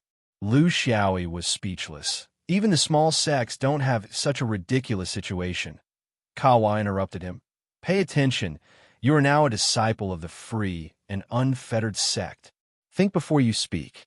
My request is, if Senior Brother Fantong decides to challenge the chessboard of heaven and earth, it would be best if we can gather 6 people. But if we can't, I hope you can step forward bravely. Lu Xiaoyi blinked, and he found that this was a good time to make a request. To an outsider, it would be ridiculous to make a request for fighting for the sect. But since this was the tradition of the free and unfettered sect, why should he make himself so fearless? It had to be in line with his identity as a disciple of the free and unfettered sect. Chapter 8:13. Why is Senior Apprentice Sister so sure that Senior Apprentice Brother Fan will support the challenge? From what I see, with Senior Apprentice Brother's temper, it's most likely that he'll choose to be stable, right? Lu Xiaoyi beat around the bush. He couldn't be too obvious about the benefits he wanted. Kawa didn't hesitate. Yes, you're right. Senior Apprentice Brother Fan indeed has this kind of temper. If it was a Taoist master who sent the message, he would definitely choose to be mature and prudent. But the one who sent the message is his master. What do you think he'll choose? Lu Xiaoyi suddenly understood. Then, Senior Apprentice Sister's master is also in the same faction as them. Kawa frowned. She didn't want to answer this kind of question, but she chose to ask for help. It's not master, but it's more or less the same, so I'll support Senior Apprentice Brother Fan's decision. Lu Xiaoyi continued. Then, the faction behind Gu Huai and the others is different. Okay, I want to talk about this. I know Senior Apprentice Sister doesn't like to hear it. I'm a straightforward person, and I don't want to be hypocritical. I also have a condition. Kawa stared at him. Say it. Lu Xiaoyi said slowly. I'm a newly affiliated disciple. My previous orthodoxy was the 7 Colors Sword sect of the 7 Colors continent. Ever since I came to Carefree, I've been homesick, but due to the sect's rules, I can't act without permission. If I help Senior Apprentice Sister, can Senior Apprentice Sister help me do some work and send me on a mission from the 7 Colors continent? Kawa let out a sigh of relief. She thought that this guy would ask for an exorbitant price. After leaving for decades without returning, it was normal for him to miss his hometown and old friends. There was nothing strange about it. It would be strange if he didn't miss it. In Carefree travel, there was indeed such a requirement for newly affiliated disciples. But it wasn't like there was no room for flexibility. For example, if an elder believed that this person had completely converted, or if there was a special mission, it could be manipulated. To Lu Xiaoyi, this was a very correct thing to do. To the higher-ups, it was just a sentence. Okay, I can help you do it. I won't be blamed for secretly returning to the 7 Colors continent. Lu Xiaoyi smiled. It's a deal. He didn't care about Lu Bo's battle. On the contrary, he was looking forward to it because he had very little experience in dealing with Buddhist disciples. When he was at the 5th ring, he didn't have any monks. Qin Kong did, but he didn't have the time to flirt with him. For a swordsman who viewed battle as cultivation, he longed to fight with any type of cultivator and firmly believed that he would obtain the final victory. However, he couldn't take the initiative to ask for it. That would put him at a disadvantage. It would be best if someone else asked for it. Then, even if he was unwilling, he would reluctantly accept it. The reason why he wanted to return to the 7 Colors continent was not that he was looking for trouble. It was also not because the Red Earth Merchant Guild might retaliate against the original orthodoxy of his identity. Thinking about it, they were all orthodoxies. What right did Red Earth have to say that it dared to retaliate against the orthodoxy of another continent? The reason why he wanted to make this trip was because of his personality. In this aspect, he and Qing Xian had something in common. After the meeting at Taixien, both of them had discussed this problem and had the idea to solve their origins. They couldn't always be so passive and hope that they would be lucky not to bump into acquaintances. That was not their personality. They were both aggressive people. When there was trouble, they would think about how to solve it, not how to avoid it. He needed to find a reason. The threat of the Red Earth Merchant Guild gave him a reason to do so. As for what to do when he really reached the 7 Colors continent, there would be a way.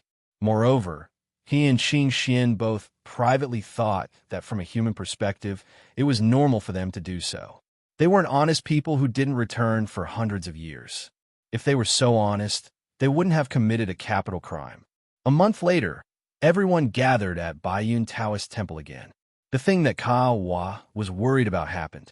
Two senior brothers, Fan Tong and Zhuo Li, thought that the Buddhist sect had indeed rotated the guarding Arhat. Out of the 6 dragon and tiger Arhats, Farhad left. They should no longer be afraid of the slightest thing. Instead, they should take the initiative to attack and not embarrass Xiaoyaoyu. Under such circumstances, they were still clinging to the idea of defending and counterattacking. Gu Huai's objection was also very firm. In front of the gains and losses of the continent, what is this so-called reputation? There is clearly the safest way to protect the continent, but you want to be reckless and impulsive. I don't know where the logic lies. The reason why the Mountain Gate wants us to make the decision instead of directly ordering us to challenge them is because they respect our understanding of the 1,000 Buddha monks over the years. Finally, I want to remind you that if the 6th gamble fails, do you think the Mountain Gate will take responsibility? No, they will say that the initiative has always been in your hands. This is a continent, not a spiritual weapon. It is lost forever, and there is no chance to get it back. Fantong was still trying his best. But there is one thing that we have investigated very clearly. Out of the 6 dragon and tiger Arhats, for have left, we have been in Shaga for so many years. How could we be wrong? Gu Huai did not give in. Senior brother Fan is right. But what level are the 4 new Arhats at? Who knows? What if it is a smokescreen, using the dragon and tiger Arhats of other continents to exchange for Shagas? They're luring us to challenge them now, so that they will not be at a disadvantage in the end. Zhuo supported Fan Tong. Impossible. There are 4 new dragon and tiger Arhats. I found a chance to test one of them. He is just an ordinary Arhat monk. There is nothing special about him. Gu Huai did not give in. First, you have to test all 4 new Arhats before you can make a conclusion. Second, how do you know that he is not deliberately hiding his strength? Zhuo Li's eyebrows were like knives. Test everyone? Then why not just tell them that we are ready to attack? As for hiding his strength, I, Zhuo Li, have tested him. He can't hide his strength. There is no perfect plan in this world, and there is no certain victory. If you don't take the risk, then you don't have to do anything. Just go back to the Mountain Gate and retire. I am a dignified Xiaoyao orthodoxy with the same status as the 10,000 Buddhas. But here I am, overcautious and afraid of this and that. I don't know what I am afraid of. Some people have brought the grudges of the Mountain Gate's internal factions into official business, using this as a pretext to stir up trouble. I will report this to the Mountain Gate. Gu Huai was also angry. It was true that he did not get along with Fantong's group, but it was also true that he suspected the monks of cheating. It was not entirely due to selfish motives. You can report it as you wish. I, Gu Huai, am not afraid of slanted shadows. I am also telling you that I do not agree to this challenge. I will not participate in it, and I will not be responsible for your reckless actions. Fantong sighed in his heart. Things had come to this point by accident, but it was also inevitable. To be honest, if he ignored all external factors and only acted based on intuition, he would probably choose to continue to endure, just like Gu Huai. This was a character and also a judgment, but the order was given by his master. He was also very clear that the faction represented by his master was at a critical moment in the upper level of the Xiaoyao orthodoxy. They needed him to open up the situation in Shaka and not dawdle here. There was no other way. Life was unpredictable, and there was no choice. Then let's vote. Chapter 814. In such a small occasion, there was no need to go through so much trouble. All they had to do was to stand behind their fellow disciples. It was simple and clear. There was no neutrality either. Being neutral in such an occasion meant offending everyone. Very quickly, there were 5 people standing behind Fantong and 4 behind Gu Huai. These free and unfettered disciples from the mainland had already decided on their own faction after joining the Free and Unfettered Wandering Guild. There was no way to avoid this. The only uncertain one was the new disciple, Single Ear. Perhaps he was in his own faction. Gu Huai stared at him and said word by word, "Brother Single Ear, please choose carefully." Was this a threat? Lu Xiaoyi hated being threatened the most. In fact, among the 10 of them, who belonged to which faction was like a fly on a bald man's head. It was obvious. If you want me to join your group and support you, sure, we could talk about it. Everyone put out their conditions. A fine bird chooses a tree to nest in. A bird waits for the best price. It's simple. You don't even give a hair. You think you can solve the problem by threatening people? You're not right. There's no basis for cooperation. Naturally, he stood behind Fan Tong. Inside, he found it funny that Rice Bucket's partner was an idiot. 6 against 4. The Xiaoyao sect had made a difficult choice. Perhaps it was also an unwise choice. Coldly glancing at Lu Xiaoyi, Gu Huai said, "I will report this to the sect. If you win the bet, it has nothing to do with me. I will return to the sect and accept my punishment. If you lose, I will not be responsible for Shaka's loss." The 4 of them left together. Fan Tong looked at Lu Xiaoyi and thanked him. "I heard from Sister Kawa. Thank you for your support." Lu Xiaoyi smiled. "It's just an exchange. You're too serious." Fan Tong was serious. An exchange depends on the person. If Gu Huai came to make a deal with you, would you agree? Lu Xiaoyi smiled bitterly. "Probably not. Brother Gu's aura is too sharp. I'm not used to it." Fan Tong smiled knowingly and gathered everyone into a group. 6 people. Let me introduce you, Junior One-Eared. Regardless of whether we succeed this time or not, we'll be on the same side in the future. Please take good care of us. Everyone saw each other again. This was a true meeting, different from the perfunctory greetings of the past. Fan Tong's tone turned serious. "We're all on the same side, so I won't be hypocritical. Now that we're compared to the Buddhists, we only have a 50-50 chance of winning if it's the normal 6 gambling. Therefore, Gu Huai's words are not without reason. However, different positions lead to different choices. There's no such thing as good or bad, right or wrong. In the cultivation world, there's no such thing as pure reason. If you want to get it, you need to take risks. We took the risk in advance, while they took the risk later. Everyone has something to rely on. Before the results are out, who can say for sure?" Everyone nodded their heads. They were all Jin Dan people with strong wills, and they were very clear about their own choices. Fan Tong continued, "Among the 6 of us, Junior Jia is the best at the 6 gambling. Moreover, the 6 gambling is largely determined by the heavens. If I say that among us, no one has better luck than Junior Jia, I'm sure no one would deny it, right?" Other than Lu Xiaoyi, everyone else laughed because in the Mountain Gate, the Marshall brothers and sisters played the 6 chess. Jiehua was an expert. Not only was her calculation profound, her luck had always been very good. She was always able to get the pieces she needed. Fan Tong decided, "Then, the king's son will be Junior Kawa. I'll be the prime minister. Zuoli will be the chariot. Konggu will be the horse. Yu Lu and One-Eared will be the pawn. If anyone has any objections, why don't you voice them out so we can discuss them?" No one had any objections. The arrangement was fair. Fan Tong was the strongest, blocking the king's path. Zuoli was the second strongest, turning into the chariot, rushing back and forth. Lu Xiaoyi sighed inwardly. Another pawn. In the chessboard of heaven and earth, this position seemed to be fated with him. It had been following him like a ghost. Actually, he felt that he could also be the king if he only depended on luck. But it was just a thought. Fan Tong cheered. If the Buddhists didn't move with their 6 Longhu disciples, we would be at a disadvantage no matter if it was the 6 cards or the variant 6 cards. It's hard to say whether we can win, but since they've been moved, we have a chance of winning. If Gu Huai was here, our chance of winning would be above 70%.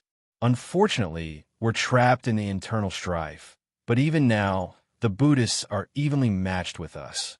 As long as we work together, victory is in sight. Not only will we keep Shaka for the sect, but we'll also have the upper hand in the internal strife.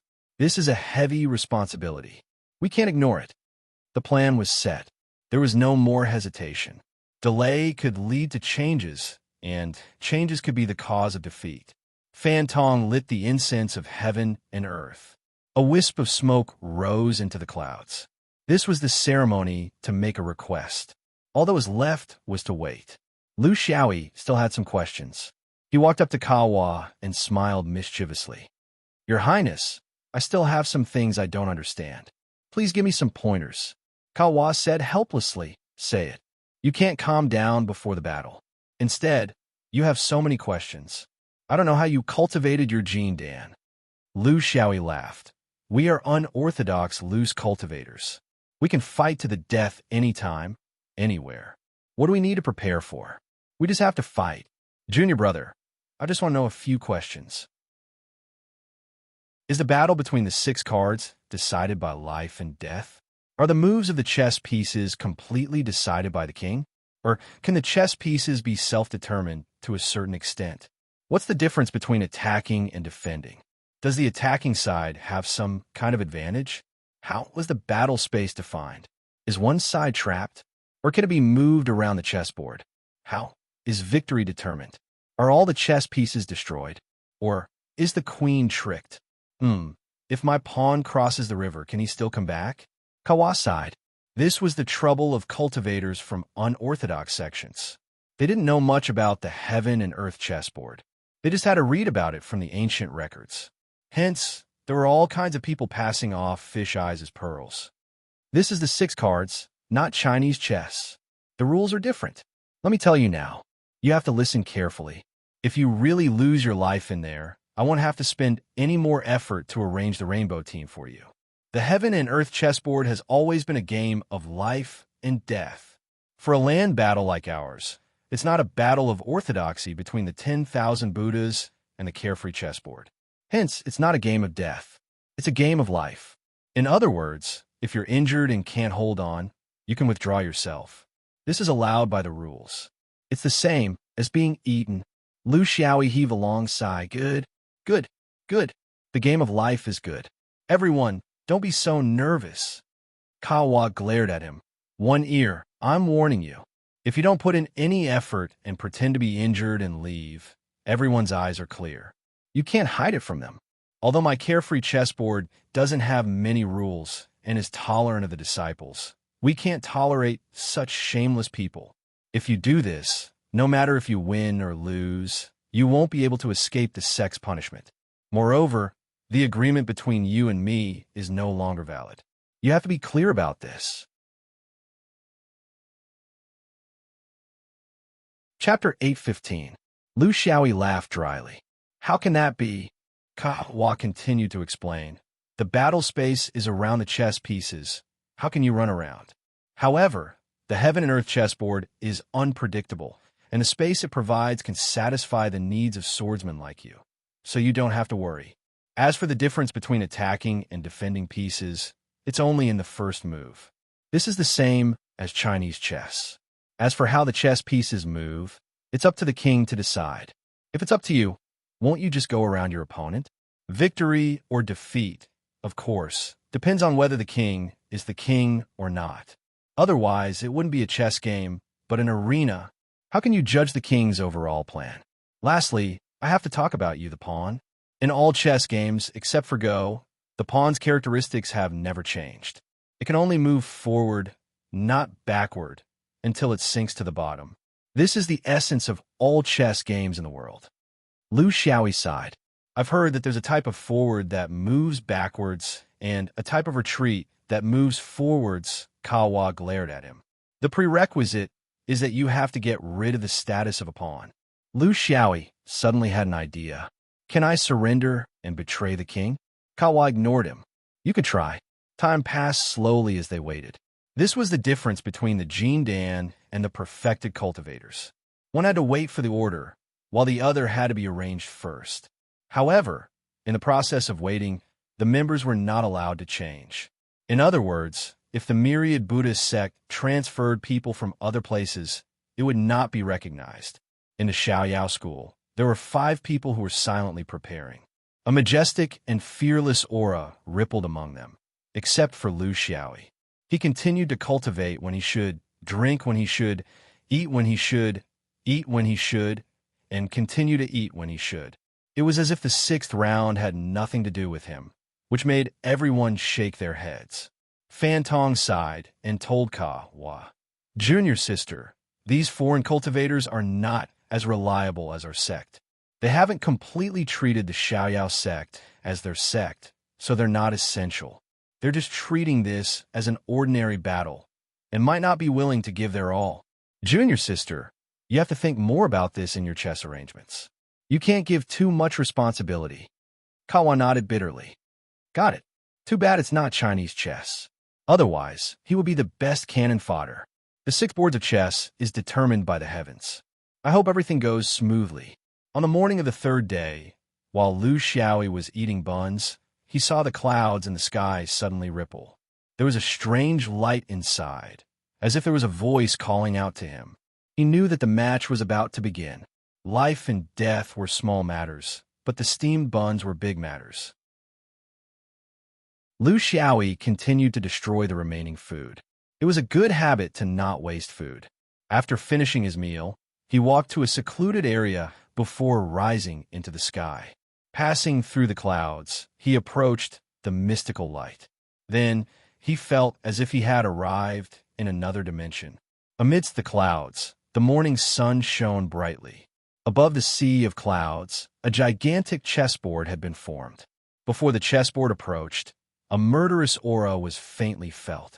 The red and black sides were in their respective positions. 11 monks and Taoists waited in formation.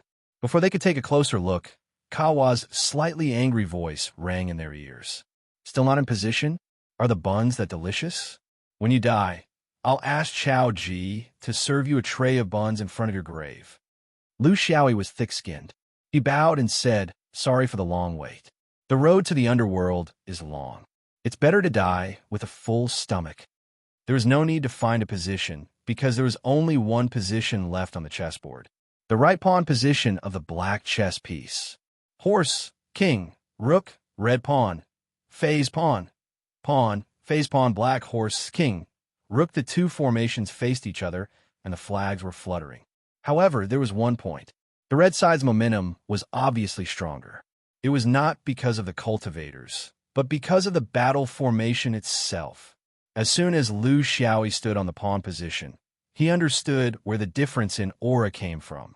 It was the power of faith from Shaka Little Land, because the foundation of Buddhism's faith was more solid. This was the magic of the chessboard of heaven and earth. If it was a situation where the Buddhists had the complete advantage, the Taoists would naturally have the momentum of a morning army.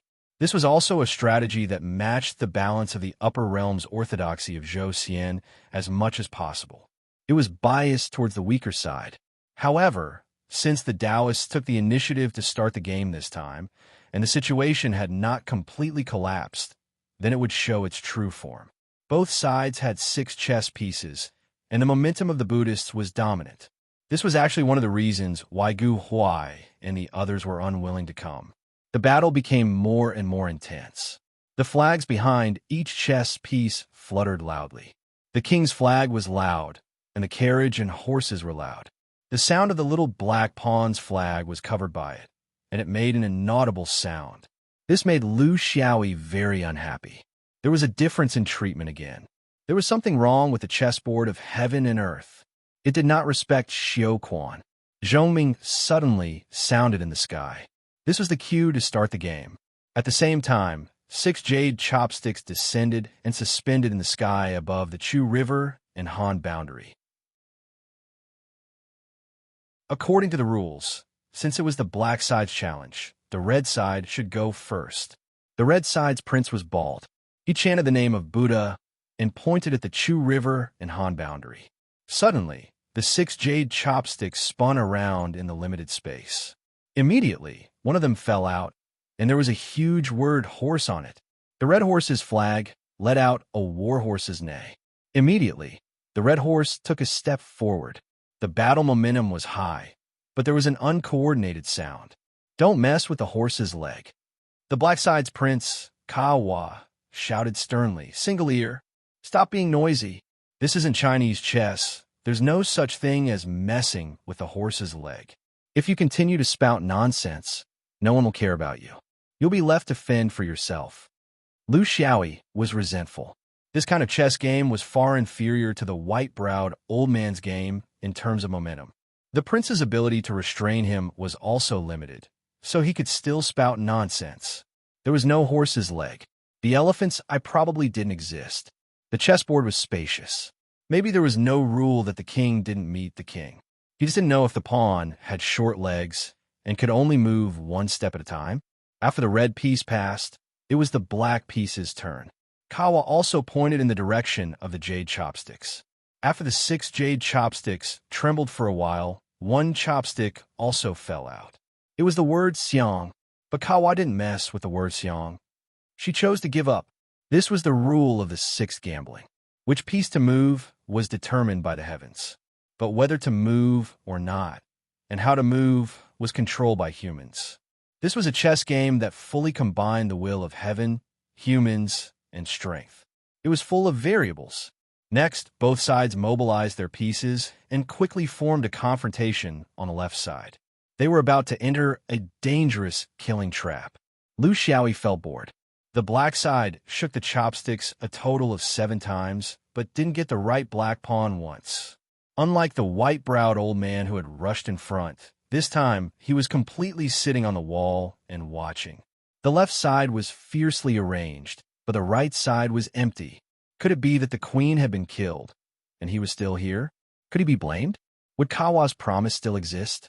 He shook his head and sighed. The bald king against the queen set up a red and black light. Watch me as the pawn crosses the river, its mouth wide open. Chapter 8:16. In the first battle, the free and unfettered disciples felt as if they had fallen into an ice cave. The red pawn crossed the river. This was the sign of the final battle. For a master of the 6 gambling like Kawa, this was nothing new. She did not want to let the opponent's already high morale rise to another level. As a master of the 6 gambling who was used to defending and counterattacking, she used a move, flying phase-stomping pawn, and it was a nun. Female red pawn. Black phase was fan tong and also the strongest on their side. She wanted to use this method to tell the opponent that the free and unfettered sect was not to be trifled with. The key was that Yu Zong's move was also very interesting. It just so happened that it was black phase's turn. In this game of chess, the will of heaven and man had overlapped. In the understanding of cultivators, this move was inevitable. An inevitable victory because the will of heaven and man resonated. Fan Tong controlled a tricolored auspicious cloud to suppress the red pawn. This was the tri-light technique of the free and unfettered technique. The attack was sharp and unpredictable, and it was the foundation of speed techniques. Those who did not know Fan Tong's background would think that his technique must be compatible with his temperament, and that he walked the traditional path of stability. However, Kawa, who knew him well, knew that in the heart of this usually gentle senior brother, there was a restless heart, which would only be revealed in a real battle. Black phase entered the red pawn space. Because of the rules, once the tri-light technique gained the upper hand, it was very difficult for the opponent to struggle out of it. This was a type of spell that became more and more intense, displaying the free and unfettered sect's free and unfettered mind. The biggest characteristic of their battle was that they let go of their mind and indulged themselves. It was somewhat different from the orthodox and serious Taoist sect's inheritance. Then, a world rose from the red pawn space, the Prajna world, the Buddhist kingdom in the heart. Among the Buddhist disciples, there were not many who could do this in the Jin dance stage. Just based on this move, this unfamiliar red pawn should have the ability of Dragon Tiger Arhat, but the free and unfettered sect knew nothing about this. The Prajna world was one of the most profound realms among the many Buddhist worlds. It was a bit similar to the Taoist enchantment, but it was more profound and involved than the Taoist enchantment. This was because the enchantment was just one of the Taoist battle methods, while the Buddhist world was a world built by the monks with their own cognition.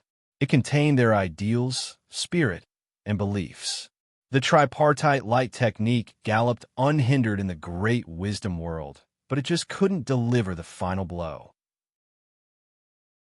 The Black Chariot Zhua Li transmitted his divine sense to Queen Kawa, Junior's sister. There was something fishy about this Hong Zhu. He might not be Longhu Arhut, but he might be a preacher. Kawa bitterly nodded. Sutra preachers referred to those monks who focused on preaching the Buddhist scriptures. They were geniuses who naturally comprehended some profound Buddhist principles during the long period of preaching. Once these monks came into contact with combat, their strength would be above Longhu Arhats. Of course, there were also monks who had been fighting all their lives who suddenly had an epiphany at a certain stage. In the end, they changed their profession and became Buddhist monks. No matter which one it was, because they had undergone a metamorphosis in the field they came into contact with, they were all outstanding people in the new field. They were the exemplary examples of comprehending by analogy. But this also meant that Thousand Buddha's imperial light didn't give up on the fight for Shaka.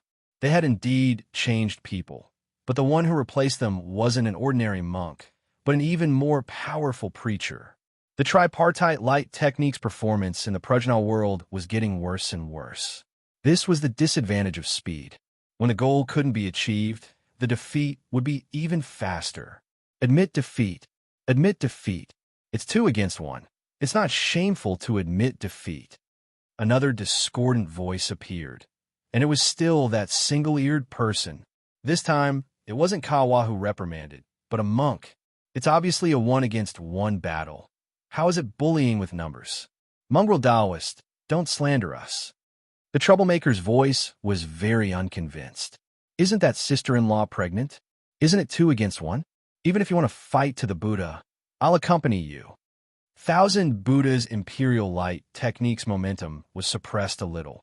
After all, whether she was pregnant or not was not a secret. Of course, whether it was 2 against 1 or not was another matter. After all, if it was so, it could be said that tens of millions of male cultivators were fighting against 2. Kawa had nothing to say.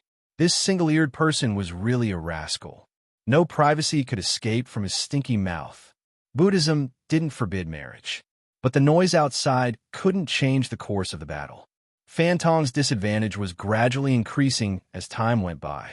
He wanted to fight back, but lacked strength. The Prajna world was like a cage, tightly binding him. In such a fixed mode of battle, both sides couldn't choose to leave the battle space to start again, which had a very real impact on the cultivators. In other places, in any open space, Fan Tong might not be defeated so quickly. At least, he still had room to struggle. But now he was in the chessboard world, in the fixed battle space of Hong Zhu. When his explosive power was not enough to break the opponent's blockade, he could only sink into it. Kawa had to keep her eyes open because in the 6 gambling game, the life and death of the chess pieces were not only determined by the cultivators themselves, but also by the princes like her. In a battle between cultivators, life and death were not rare in an instant. Many times, cultivators in the battle might not have time to react to their defeat in time. This was a technical problem, but also a psychological problem. Cultivators were also human. They also wanted to save face and hoped for miracles. When cultivators in the battle couldn't make a reasonable judgment due to various complicated situations, they needed the help of their princes to stop and withdraw from the chessboard space to save their lives. In the history of chess games, more than 80% of the cultivators who admitted defeat and left were stopped by their princes, not themselves. This was the responsibility of the princes. In this way, at least the losers could have dignity. When they recalled this history in the future, they would regretfully say, "Oh, I was not as good as others, so I was stopped by my prince." What should they say on the other hand? Would they say, "I knew I couldn't win, so I ran away"? Not delaying the possibility of a comeback, and not endangering the lives of their chess pieces, this required a cultivator's eyesight. This was the biggest problem Ka was facing now. Jiahua's advantage was that she was very clear about her companion's abilities after getting along with them day and night. She was also very clear that although the Buddhist skills were very slow, like being sealed and boiling a frog in warm water. When the situation was really under control, the Vajra's glare and the Buddha's roar would strike very quickly. It was not as forgiving as they appear to be on the surface. A moment later, without any warning, Kawa made a request to admit defeat to the chessboard of heaven and earth. At the same time, Fantong was removed from the chessboard of heaven and earth. Zwali gave his junior sister a thumbs up. Zwali was very clear that a good prince could allow the chess pieces below to participate in the battle without worrying about whether they would be able to withdraw in time. From his point of view, Jiahua was responsible. She did it. Chapter 8:17. Fantong fell out of the chessboard space, his whole body weak. He had been on the brink of death. Being in the Prajna space, he knew that the girl had been preparing for the final attack. He couldn't stop her, but he didn't want to admit defeat. Gu Huai and the other three looked at him, gloating. At least you chose the right prince. Gu Huai mocked. Fantong's expression didn't change. This is just the beginning. Gu Huai sneered. Although this is just the beginning, I can already see the result. Senior brother Fan, 1,000 Buddhas has already sent out their preacher. Even if it's just one, do you think we still have chance? Don't deceive yourself. Prepare to face the sex punishment. Fantong was speechless. Although Gu Huai was annoying, he was right. There was no chance. This was a trap set by 1,000 Buddhas. What he was trying to catch was their reckless and lucky mentality. The game continued. For the carefree cultivators, the situation continued to deteriorate. Lu Xiaoyi, the right black pawn, continued to do nothing. This made him very depressed. The way of heaven always gave him extreme treatment. Last time, he was used to death. This time, it was the opposite. Did he swallow too much fate? Lu Xiaoyi wasn't the only one who was depressed. Queen Ka Hua was as well. When there was a clear disparity between the strength of the two sides in a chess game, whether or not the chess game was played would not be that important. What she could decide was to let her pawns be in a state of eating, not being eaten. This would give her pawns a good start to the battle, and let them choose the most suitable opening for themselves. This was the right given to her by the chessboard. It was very important in a battle between cultivators, but the prerequisite was that the two sides were similar in strength. She tried her best to move her pawns, but sadly found that the will of heaven was not on her side. This was the momentum. When she couldn't win the first battle, even though she combined the will of heaven and the will of heaven, the momentum left her. It left the carefree cultivators. She finally understood that even if it was the chessboard of heaven and earth, she still had to follow the iron law of the cultivation world. Strength was the absolute truth. She had the experience of playing chess, but she didn't have the right pawns. It was that simple. The free and unfettered cultivators were knocked out of the game one by one. The only thing Ka Hua could do now was to try her best to keep them alive. After losing the chess game, the free and unfettered forces withdrew from Shajilo continent. This was not a small mistake, and all the free and unfettered cultivators who participated in this mistake were able to stay out of it. This kind of result would cause people to gossip, because you didn't even show the integrity that you should have. So much so that no one even fought to the death in this failure. But she still did it. She still maintained the safety of her fellow disciples. She would rather bear the blame for her incompetence in the chess competition, because she felt that since the decision was made by the few of them, the responsibility should naturally be borne by her. She had never been a person who shirked responsibility. Even if he lost and let down the sect, he had to be worthy of the trust of his companions. Even if it was the one ear who was talking nonsense and spouting nonsense, she would not watch him lose his life. Up until now, apart from Zhuo Li's victory over the Red Horse, the carefree cultivator had gained nothing else. 2 hours later, the red side of one FO lacked horses, and the black side only had one king and one pawn left. With such a gap, no one could turn the tables. One ear was still blabbering on and on about his rotten ideas. Protest. Request for arbitration. This group of baldies collectively took stimulants. Request for a rematch. Kawa didn't even have the mood to scold him. In the cultivation world, It's not against the rules to use great medicine to assist in battle, Lu Xiaoyi said shamelessly. Then request for 2 out of 3, 3 out of 5. Or sue them for changing the players at the last minute and trampling on the rules. Or delay the game and not move. Kawa couldn't bear it anymore. One ear. Shut up. It's not that the free and unfettered cultivators can't afford to lose. If you continue to be unreasonable, I'll satisfy your request and let you fight to the death with them to fulfill your wish. Lu Xiaoyi cracked a smile. He had been waiting for this sentence. Yes, I'm here. Then just admit defeat? Why are you still dawdling? Could it be that you're still waiting for a decent opportunity? I don't think those monks have this intention. Wa realized that her anger towards failure was not as strong as her hatred towards this scoundrel. Perhaps the biggest failure of this bet was bringing this fellow along with them. Of course they won't give you any face. But not to me, but to that stinky mouth of yours. If they don't teach you a lesson, they won't easily withdraw their troops. And I see that you also seem to be angry. Lu Xiaoyi laughed dryly. I'm not angry. No, I'm not that angry. Admit defeat. Let's make them unable to vent their anger. Isn't that good? Kawa refused. Although I'm a woman, I don't have the habit of admitting defeat. You can admit defeat. This is my special permission. I won't ask my companions to bear the responsibility that they can't bear. I know that your stinky mouth is just to disgust the other party. Lu Xiaoyi shook his head. Senior sister, what you're doing is not right. You're a woman and don't have the habit of admitting defeat, but do I have the habit of admitting defeat as a man? You want to fulfill your Dao heart, but make me lose my sword heart? That's not appropriate, is it? Kawa felt that she was about to be driven crazy. This won't do. That won't do. Fighting won't do. Running won't do. What do you want?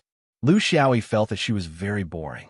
Senior sister, I think that rather than you being defeated by them, and then us being defeated, it's better not to give them the chance.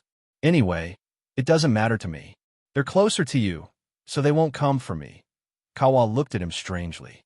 One ear, you probably haven't figured out the rules of the 6 boards of chess. I have the royal city's shield, so they can't hit me. If they want to hit me, they need to fulfill a condition. Lu Xiaoyi was dumbfounded. What condition? We've already lost everyone. What other conditions can there be? Kawa finally vented her anger. The rules of the 6 boards state that before entering the royal city and attacking the other party's prince, we must first eliminate all the other party's pawns. What do you think of this rule? Doesn't it make a lot of sense? Lu Xiaoyi finally understood. Who the hell set this rule? So if they want to hit you, they have to hit me first? Then can't you come out of the royal city for a few rounds? Kawa felt a little better. She was very curious about her current state. Her hatred for Buddhism did not even make her feel better than seeing this guy suffer.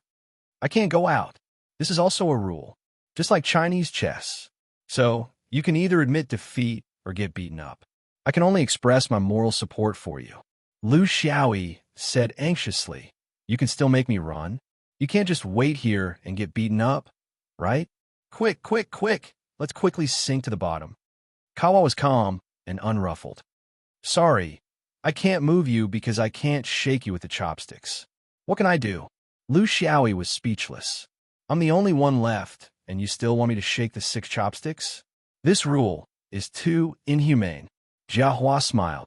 No, it's precisely because it has to be humane and fit reality that there are such rules. Think about it.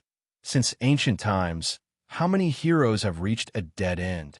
They would rather die in a battle for their faith, for their loyalty, for their perseverance, and for their perseverance, dying together with the city. So, the reality is that there will always be a reason why you can't leave. Lu Xiaoyi cried out in grievance. I have no faith, and I'm not loyal. Chapter 8:18. Outside the chessboard, the 8 free and unfettered cultivators faced each other in 4 groups. At least we have the courage to fight, but you don't even have the guts to face us, a cultivator on Fantong's side said hatefully. If you really have the courage, then fight to the death. Even if it's just one of you, you're all alive and kicking now. What courage do you have to talk to us about? True courage is knowing how to endure and bear the consequences of infamy. It's not rashly rushing up to put on a show and then being beaten down. Gu Huai's cultivator's mouth was very sharp. Junior sister Ka Hua is very benevolent. She actually let all of you retreat safely. Gu Huai joked. Fan Tong replied, "It's my request. I'll bear the responsibility.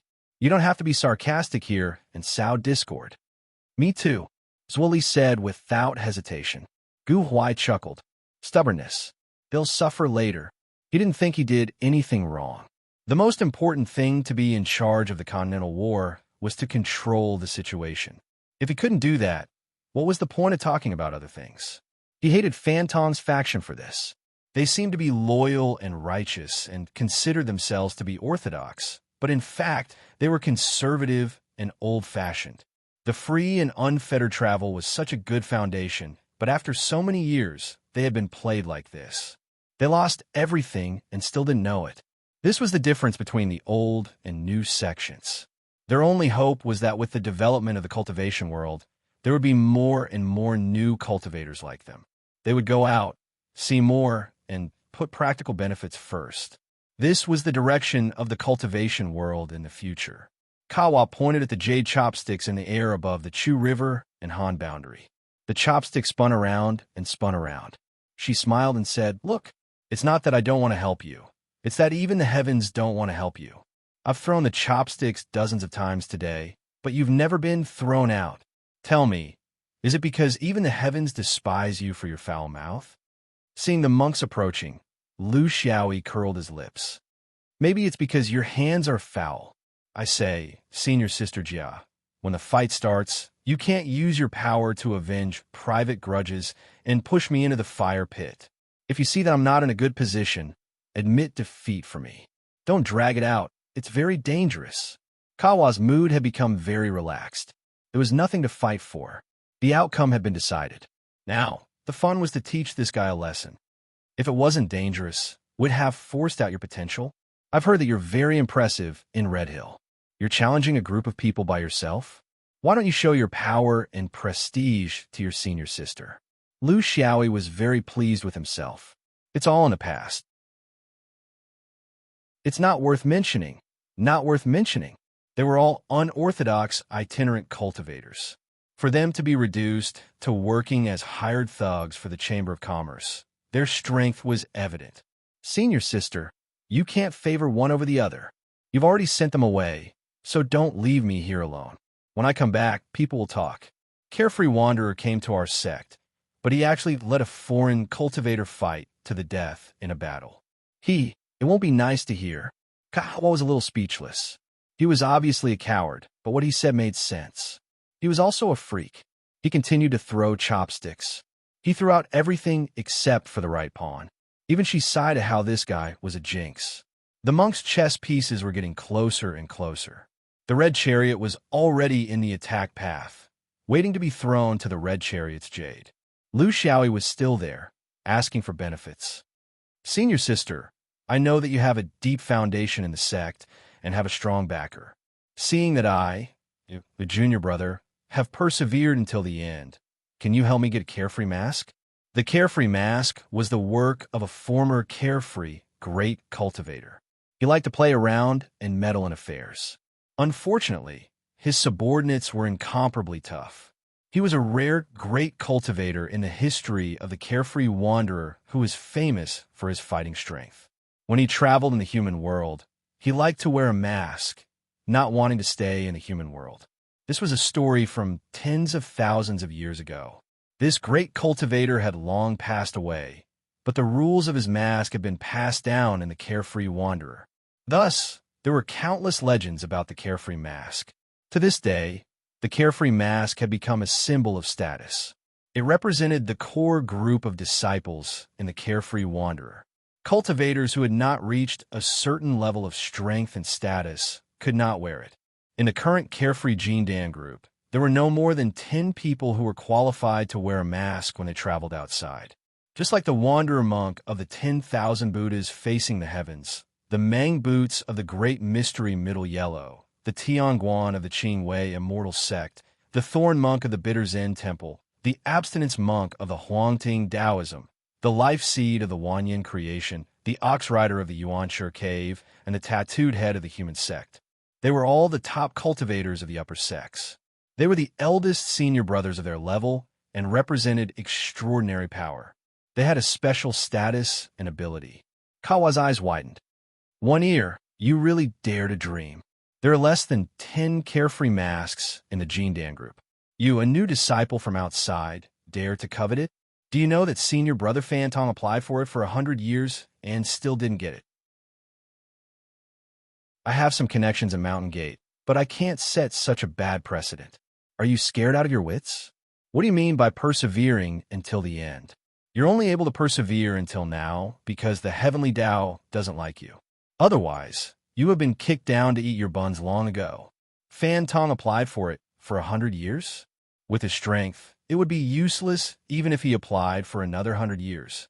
How could he compare to the great swordsman Liu? Senior sister, heroes don't matter where they come from. Outstanding people should think about their reasons. You can't be indiscriminate. Aren't I preparing for Shajia? I'm just waiting for an opportunity to go back to the 7-colored little land to visit my family. There are rules in the Mountain Gate. People like us shouldn't go back with great fanfare. It's easy to leave a bad impression in the Mountain Gate and cause trouble for you, isn't it? It's better to wear a mask. It doesn't violate the Mountain Gate's rules and save everyone's face. I can also show off in front of the old master's family and friends. I can't travel in the daytime in luxurious clothes. I can at least wear a mask. In the process of the chess game, the red side's chess pieces were almost finished. The rook rode, the pawn attack, and the pawn attack were all close at hand.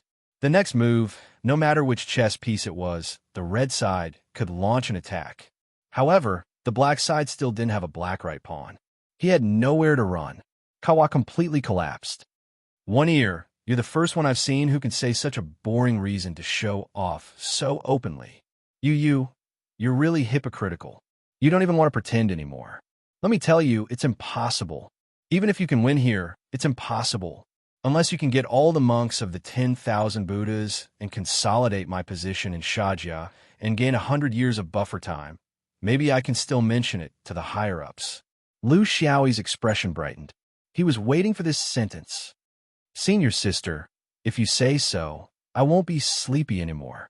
Remember what you said today. You have to give me back a Xiaoyao mask in the future. At this moment, the red clouds rolled over and the red chariot pierced through. In the endless Buddhist voice, Lu Xiaoyi smiled ferociously.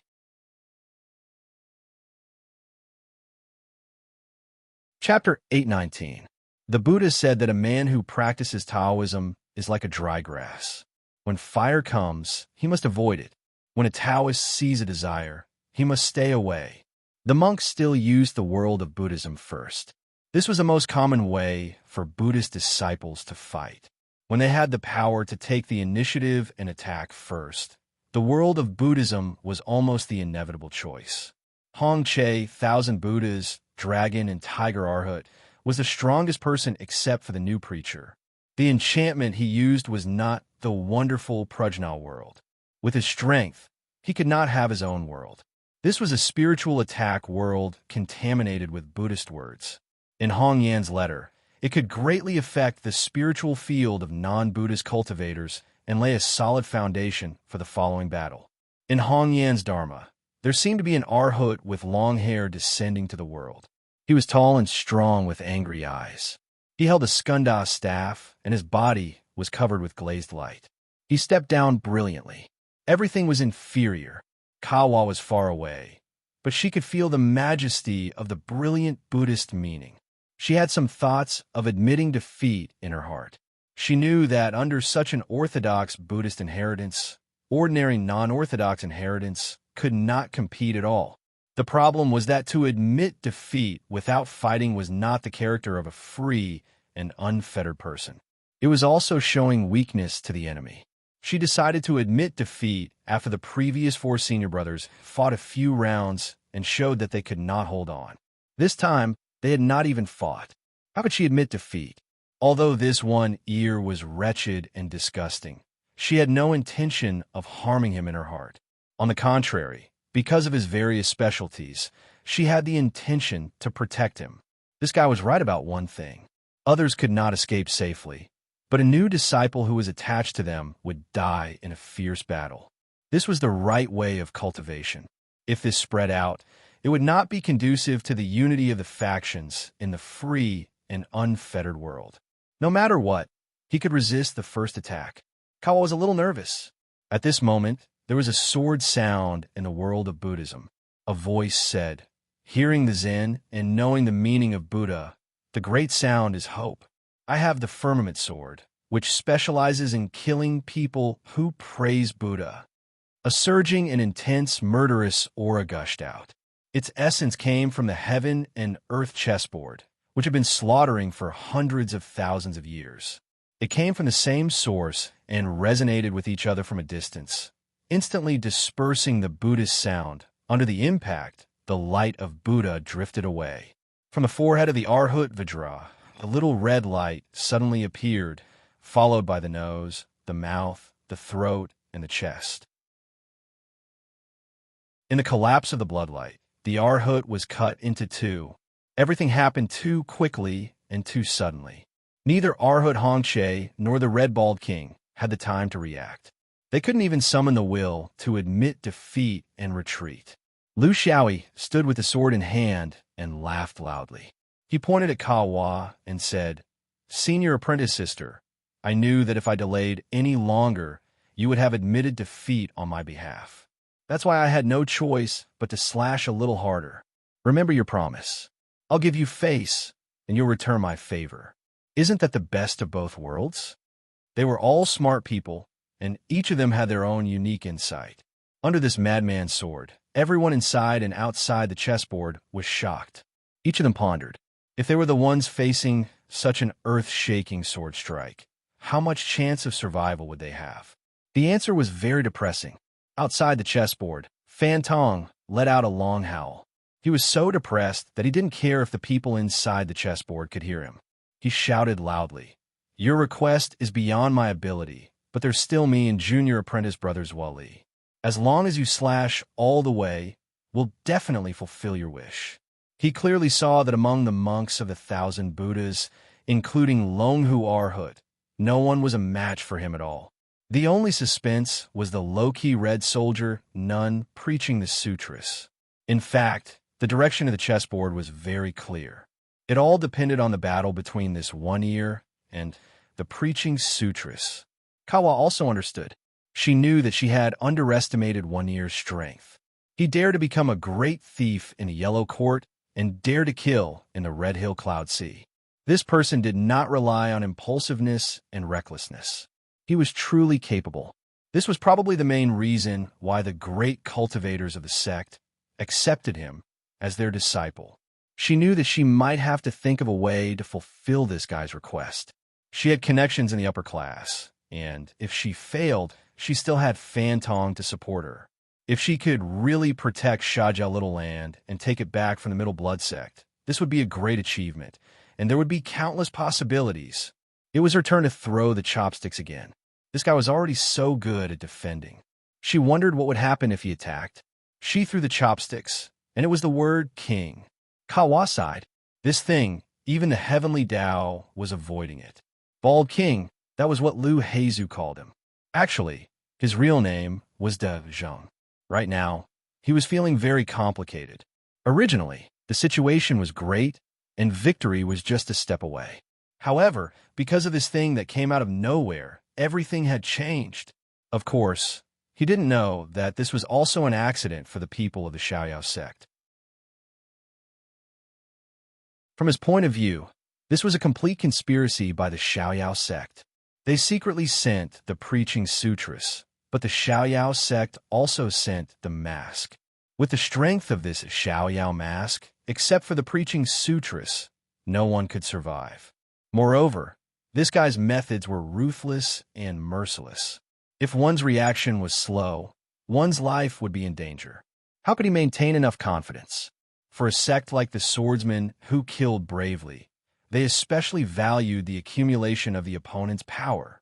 In this kind of chessboard battle, The momentum advantage brought by consecutive victories was far from being offset by the consumption of magical power. Therefore, he had to make a plan. The best strategy now was to let the preaching sutras deal with him, and not let the others go up one by one. It was dangerous, but it also gave the opponent power. Therefore, a strange scene happened. On the black side, Lu Xiaoyi could only stand still because he couldn't throw out a black pawn. On the red side, although the black pawn was within the attack range, the red pawn didn't make a move. Obviously, they were waiting for a chance to throw out a red pawn. The game was limited to a dragging situation. It was a bit boring, but this was the charm of the sixth gambling. In fact, in war, whether in the mortal world or the world of cultivation, there were countless helplessness in the process. You couldn't do whatever you wanted. There were all kinds of fetters that made people helpless. After 3 rounds, Lu Xiaoyi was still sitting calmly, but the red pawn preaching sutras had drawn the jade chopsticks. The Bald King wouldn't give up this opportunity because pawns were all short-legged. When the red pawn could defeat the black pawn, it was also when the black pawn could defeat the red pawn. Whoever drew the jade chopsticks first would make the first move. The advantage of the first move was very important when both sides were evenly matched. Although the black pawn hadn't been thrown out, who could be sure that it wouldn't be the next one? He had to make the first move. It's 2 against 1 again. Lu Xiaoyi sighed. But jokes were jokes, and when it was necessary to be cautious, he had to be cautious.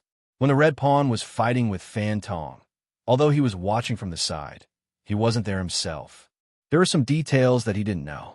For example, with Fan Tong's strength, how could he be completely trapped in there without any room to struggle? This Prajnal world of the preaching sutras was not simple.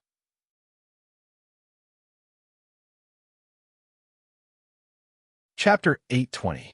The sutra speaker was still using her Prajnal world. This was very normal. At their level, it was impossible for them to have many such sharp methods. Basically, it was their own trump card. There was no reason for them to abandon it after a single battle. However, this time, she took the initiative to use it. Unlike last time when she was passive, her preparations were more comprehensive, more complete, and more aggressive and resilient. In her cultivation career, there had never been a Jindan cultivator who could break through her great wisdom world. Even some of the weaker, scattered soul cultivators could not do so. As long as her great wisdom world did not collapse, she would always be in an invincible position. The swordsman's outburst was frightening, but that was because her enchantment was not strong enough. If she had the most powerful world structure in Buddhism, what kind of beast could not be controlled? It consumed her mana and spirit, and it was futile. The strategy was to trap the opponent and fight a protracted war of attrition. This was also the best way to deal with an outburst of orthodoxy. Red clouds filled the sky, but before the red clouds filled the sky, a Buddhist world had already quietly descended. It had to be said that a battle scene like the chessboard of heaven and earth was the most suitable for orthodoxies who were good at enchantment. Lu Xiaoyi was in the Prajnal world, but he did not attack recklessly. The timing was not right. Since the opponent had the initiative, he could only choose to accept it calmly. If he was in the wild, he would control the distance immediately and use the flying sword to attack. He would not easily get involved, but the scene here was not right. A truly good world would not have a situation where it was weak at the beginning and then strong later on. Otherwise, wouldn't the trapped cultivator be able to escape easily at the first moment? The world of masters was only related to the resistance within the world. The more you resisted, the more you would be remembered by the Prajnal world, which was equivalent to entangling more strings on your body. The more you did, the more mistakes you made. Just like Fan Tong in the past, struggling blindly only to be entangled more and more tightly. He needed to see it clearly first. Lu Xiaoyi was in the middle of it, and it was better than taking a stroll in the park. Occasionally, he would only bump into it a few times, but he did not use his full strength and did not use any special skills. Similarly, the preacher's Prajnal world did not take the initiative to attack him or entangle him. Everything was relative. For a Buddhist world, when you started to use Buddhist methods on the trap cultivator, it was fine if you succeeded, but if you failed, the opponent would be able to see it more clearly. Similarly, the more you attacked, the more you were exposed. The Prajna world was divided into 6 types: Prajna, Prajna, Prajna, Prajna, Prajna, Prajna, and Prajna. The Prajna's name. The Prajna world was a metaphysical world. It was the origin of all things in the universe, which was also the world of enlightenment and understanding. It was the most fundamental of all Prajna. The Prajna of Prajna world was the way to verify the Prajna of Prajna. There was no birth of a thought, and the front and back were cut off. The reflection of the body was clear, and it was like a Buddha. It meant that there was no delusion in the mind. It meant that there was no thinking of the past or the future, but only when the soul and body were clear at the moment. It had 2 aspects of solitude and reflection at the same time. This was the same spiritual realm as the Tathagata, which was the Prajna of Prajna. Prajna of Prajna spirit was not obtained by cleverness, but it was naturally revealed after enlightenment. Prajna of Prajna of Prajna of Prajna used words to truthfully describe the body of the Dharma world and the method to enter the body of the Dharma world. It was the realm that the consciousness could reach, which belonged to the secular truth. Prajna of Prajna of Prajna of Prajna was great wisdom. For example, the most difficult thing to understand was to use a special method so that others could understand at the moment they heard it. This belonged to the Prajna of convenience. The level of Prajna, of dependent Prajna, and Prajna of contemplation was too high. It was not something that Lu Xiaoyi could understand with his current realm. In fact, he had also swallowed the first 4 Prajna in a hurry. However, to cultivators, when they reached their level, there was a basic understanding of some things. It was just that they could not go deeper. This preacher belonged to the stage of Prajna realm. This was already a very impressive achievement. It required extremely deep attainments in Buddhist principles. Under the premise that most monks could not form their own Prajna world, her achievement was a little abnormal. This was the true meaning of Buddha through preaching. It was not something that could be obtained through hard cultivation. Lu Xiaoyi carefully experienced it. He endured the subtle influence that was everywhere in the Dharma world. To him, who was passively entering the Prajna world, the change had to come from him. This was the price of passivity. Continuing to waste time was the other party's intention. What he needed to do was to keep his trump card in his probing and discover the truth of this world, which was also its weakness. There must be the truth. The weakness must also exist. This was the balance of the heavenly axiom. There was no such thing as perfection and unsolvable. The Big Dipper came out from his dantian. This was his probing method. This method of releasing the sword was also the most common method in the upper realm of Zhou. However, his real swordsmanship was the 5 sword plates hidden in the Niwen Palace. The flying sword attacked from all directions. The boundary wall, the building, the golden body of Luohan, and everything else. The Prajna world rippled slightly. The preacher's counterattack followed. That was the voice of the Buddha in this world. Buddha's words, wherever Buddha goes, the country gathers. Nothing can be deceived. The world is peaceful. The sun and moon are clear. Wind and rain come the right time. Calamities do not arise. Lu Xiaoyi's strength on the flying sword became stronger and stronger. It was accompanied by the louder and louder Buddha's voice. You took my life, I will repay your debt. This is karma. After hundreds and thousands of tribulations, I will always be in life and death. As the Big Dipper flew, there were traces of sword lights that were divided and added together. There were a few or a dozen of them. This was his attack while ensuring that his mana was full. In the Prajna world, the shaking intensified. Unlike before where one item was damaged at a time, now more than a dozen items were destroyed at the same time. Once they were destroyed, they were reassembled under the support of the Buddha's voice. They were destroyed again and reassembled again. This process was the way for both parties to test each other's foundation. Buddha is a speaker of the truth, a speaker of the truth, a speaker who does not lie, a speaker who does not speak differently, a speaker who speaks like a speaker. In Kawa's eyes, a large number of buildings in the Prajna world began to collapse. However, they were inconceivably rebuilt. The sharpness of the sword aura and the illumination of the Buddha's light evolved a reincarnation in the Prajna world. The destructive power of the flying sword made her gasp in amazement. She was very clear that she could not do this. However, that one ear had a calm expression, as if this was the most ordinary sword swinging. What made her feel even more depressed was the powerful resilience of the Prajna world. Even if it was constantly on the verge of collapse under the indiscriminate attacks of the flying sword group. But in this kind of tottering, it displayed an astonishing recovery power. It was as if there was an indescribable Buddha's connotation that made this world appear indestructible. Once Lu Xiaoyi started, he would not stop. This was also the swordsman's style. Aggression was like fire, and violence was like thunder. In this kind of attack and defense reconstruction, suddenly thousands of sword lights gushed out. Under the cleansing, all the illusory Buddha objects in the Prajna world were swept clean. It was the special sword light division of Lu Xiaoyi's Big Dipper sword plate.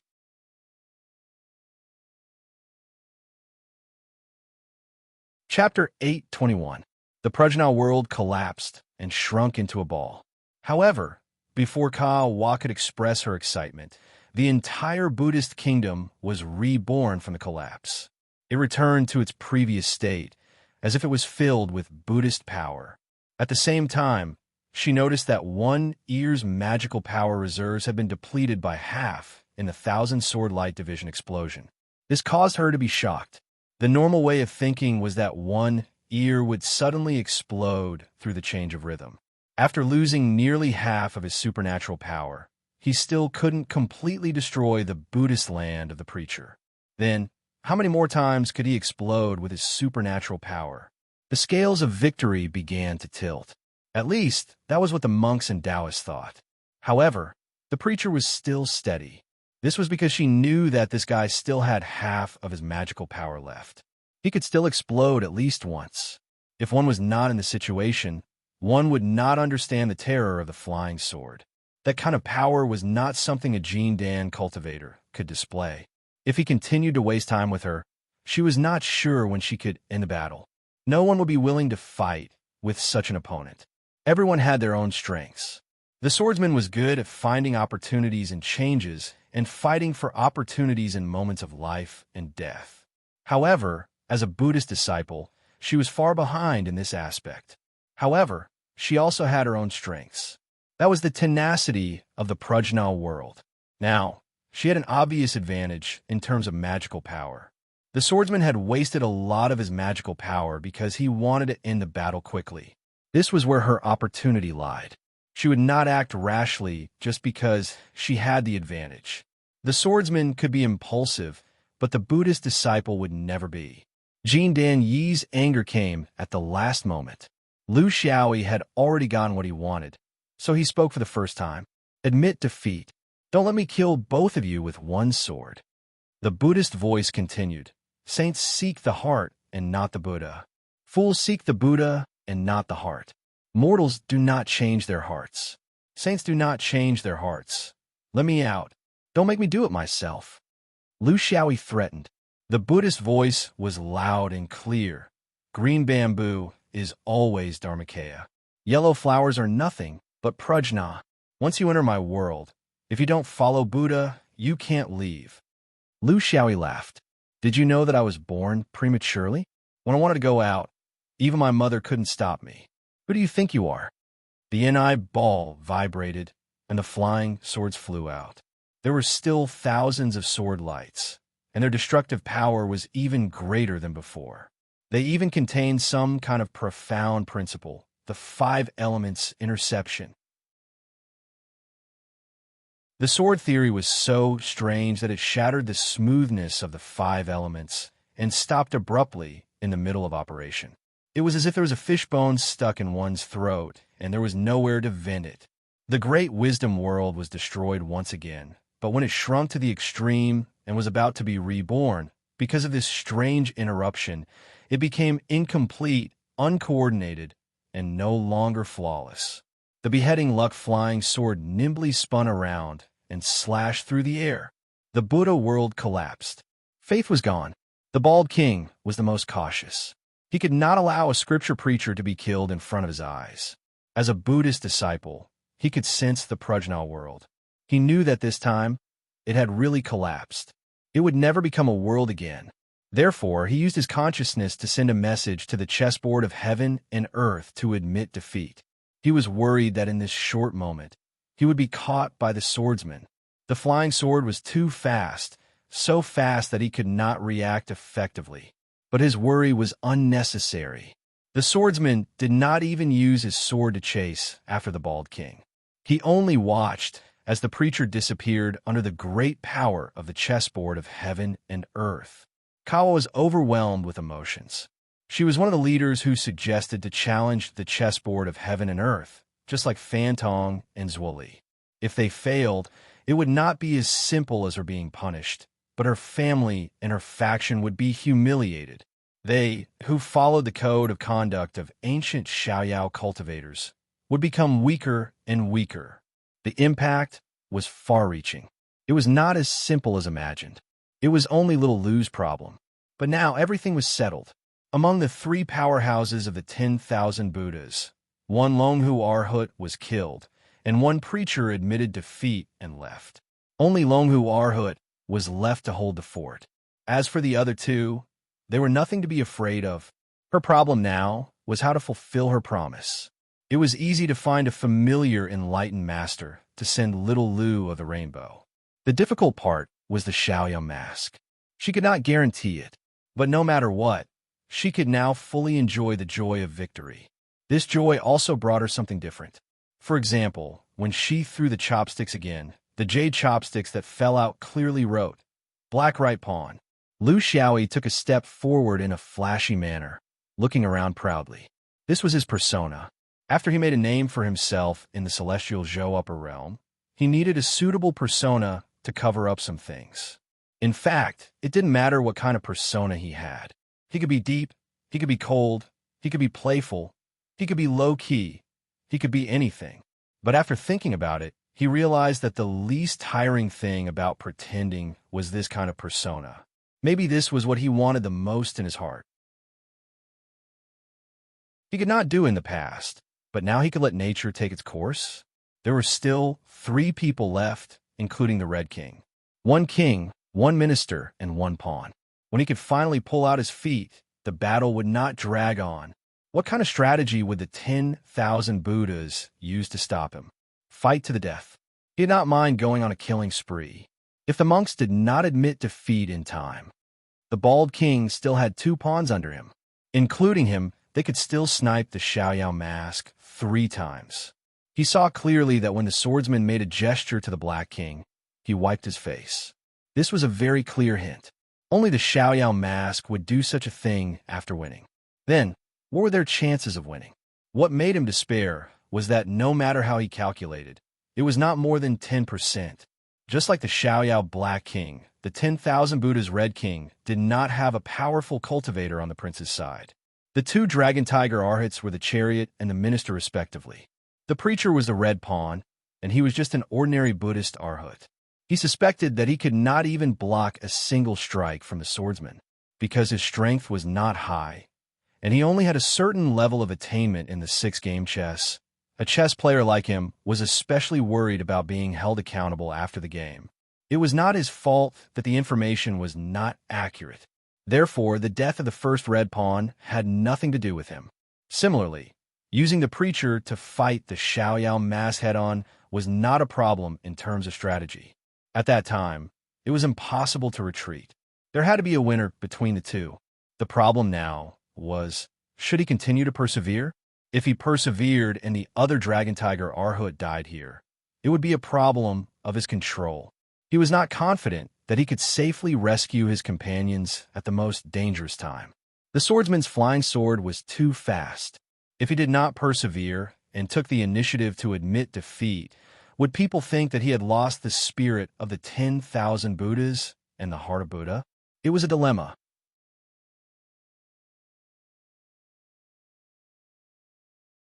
Chapter 822.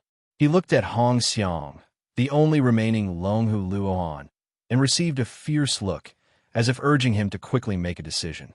Then he understood. When his companions began to act impulsively, he had to remain calm. From a technical point of view, although this sword cultivator had fought 2 battles in a row, in reality, the so-called consumption of transcendence energy did not affect him much. He could see very clearly that even after a burst of transcendence energy was reduced by half, the sword cultivator could still attack without any scruples. What was unexpected was that the flying sword no longer came out from his dantian, but from his naiwen. This was the real trump card of the carefree mask, right? The bald king made up his mind and chanted the name of Buddha. Amitabha, the 1,000 Buddhas admit defeat in this game. The bell in the sky rang, and then the jade chopsticks and the chessboard disappeared. The people on the chessboard felt as if their bodies were being pressed down, and they had returned to the sky above Shizhou. On the ground, the monks and Taoists gathered. They did not participate in the game, but were here to watch. The winner did not show joy, and the loser did not show sorrow. This was the basic cultivation of the Jindan cultivators. They were only fighting for land, not in a state of war. This battle was relatively peaceful in general, and not so bloody. This was because the strength of some of them was too strong, so strong that there was no need to settle it through bloodshed. Several people from the Carefree Travel Society were injured, and the severity was different. One of the 10,000 Buddhas died, and one of them was injured more seriously. Not to mention the death, the Sutra preacher's prajna world was violently broken by Lu Xiaoyi. This had a profound impact on the nun. It might be an exaggeration to say that she could not practice Buddhism, but this prajna world was completely destroyed, and her strength was reduced by half. When the people on the chessboard landed, they felt that the cultivators on the ground were a little strange. It was not the confrontation that was strange, but the atmosphere at the scene was inexplicably strange. The strangeness did not come from the circle of carefree cultivators, but from the circle of 10,000 Buddhas. When Lu Xiaoyi stood on the ground, before he could receive the congratulations of his fellow disciples, a person walked out from the circle of 10,000 Buddhas. It was a nun, the Sutra preacher, and the great Dafa's clothes were slightly open. She was nursing a child in her arms. Kawa's heart skipped a beat. Her first thought was, did I get miscarriage? The sister-in-law, on the other hand, was overjoyed from the bottom of her heart. Although the Buddhist power around her was weak and unstable, she still tried her best to form a barrier around the baby to keep him as warm as spring. When he walked up to Lu Xiaoyi, he did not greet him with a Buddhist salute. Instead, it was a blessing in the secular world. Thank you, benefactor. Without you, this child wouldn't exist. Please grant me a name. Lu Xiaoyi was not surprised, but in his mind, the names of countless eminent monks flashed through his mind, but none of them stayed. Only one name came out his mouth. Ruhua. The scripture master's eyes were filled with tears as he turned and left. He smiled and whispered, like a flower blooming, beautiful in the world. What a good name, Kawa hurriedly shouted from behind. Newborn babies can't eat too much. You're not carrying them in the right way. The monks quickly left. There were too many things waiting for them. In the vast land under the Middle Blood sect, there were too many believers that needed to be settled down, handed over, and made a comeback after 100 years. Zwoli winked and came up. Why should she thank you? Naming is the father's right. Why did she say that without you, there wouldn't be a child? Could it be that you did it? It doesn't make sense. How can it be so fast? It's like rolling dough. Fantong's thoughts were rigorous. Nonsense. You're not serious at all. Maybe it's an old flame, and they've been secretly communicating? Or, I heard that there's a method of spiritual intercourse among the heretical sections. But you were able to give it to the scripture master of the 10,000 Buddhas continent. This ability is not as good as mine. Here they were talking without restraint and making jokes, but in fact, it was all a joke. It was just a way for them to vent after being extremely nervous. Only Kawa stood at the back, secretly shocked. She was the only witness at the scene. She was knowledgeable, and her realm was also here. She had interacted with the 10,000 Buddhas Imperial for hundreds of years. She also had a deep understanding of Buddhism. To be able to string these strange things together, the hidden things in it were shocking. That scripture master was pregnant. This could not be hidden from others.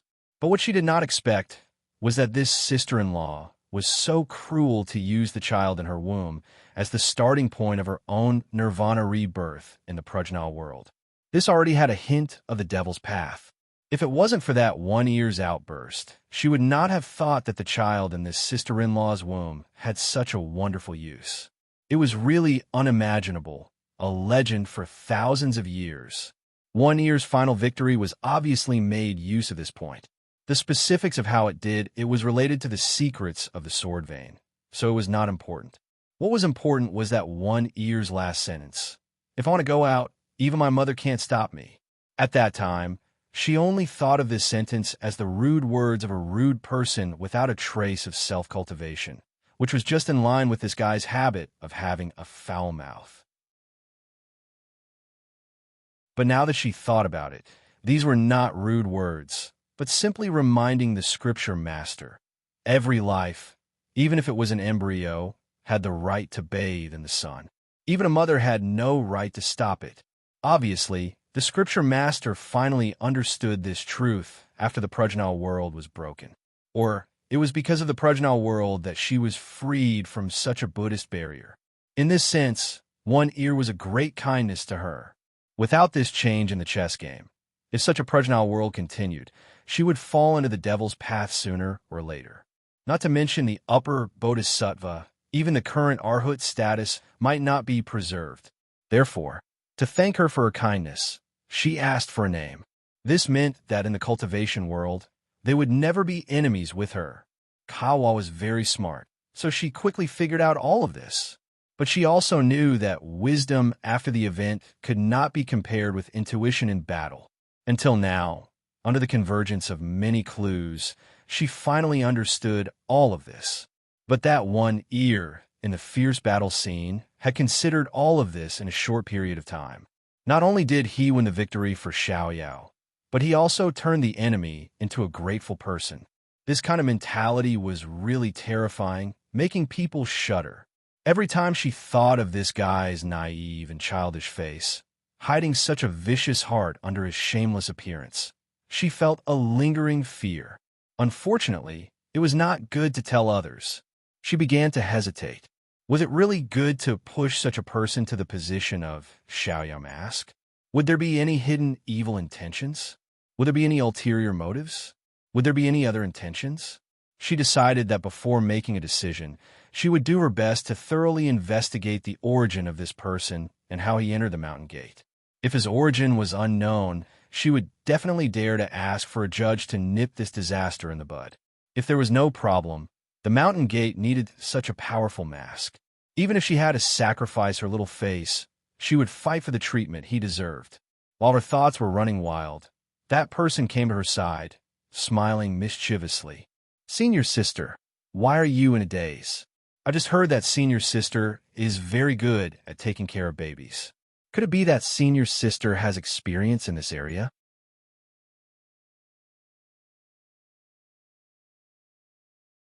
Chapter 823. All of Kawa's thoughts and reason flew away in an instant. The only thing she was thinking about now was how to teach this guy a lesson. Next, they were nervous and busy. Because they won the chess game, Xiaoyao regained the territory they had lost 100 years ago under the rule of Blood Sect. This was a glorious victory, but was more troublesome. They could use force to subdue the 1,000 Buddha monks, but they couldn't use force to forcefully change the beliefs of mortals. This was a task that required time, patience, and strategy. In fact, it wasn't suitable for most of them. They were all sent by Xiaoyao to fight. Now that the fight was over and everything went smoothly, of course, they had to change a group of preachers. A month later, another group of Xiaoyao cultivators arrived at Shaga. There were a total of 6 of them. They replaced Fan Tong, Zhuoli, and Kawa. Gu Huai and the other 3 who refused to participate in the chess game were ordered to stay in Shaga to help preach in the newly regained territory. On the surface, they needed the help of the old people who were familiar with the local situation. But in fact, it was a punishment. Gu Huai and the other three had nothing to say. Although their judgment was very accurate, their eyes only saw the outside, but they didn't see that there were actually freaks on the inside. After staying in Shaga for nearly 10 years, Lu Xiaoyi returned to Xiaoyao Mountain. He would wait for Kawa's promise to him in cultivation. In his opinion, it shouldn't be difficult to send a task related to the seven-colored little continent, but the Xiaoyao mask was a bit of a stretch. His current status was not at that level, and it had nothing to do with pure strength. After Kawa and the other two reported the changes in Shaga to the sect, she began her journey to find the truth alone. She only had one goal: to find a mastermind behind the Xiaoyao Yu. Generally, a search like this would not yield any results, because the negotiations between cultivators were often superficial. No one would leave behind any conclusive evidence, and there would not even be any obvious excuses.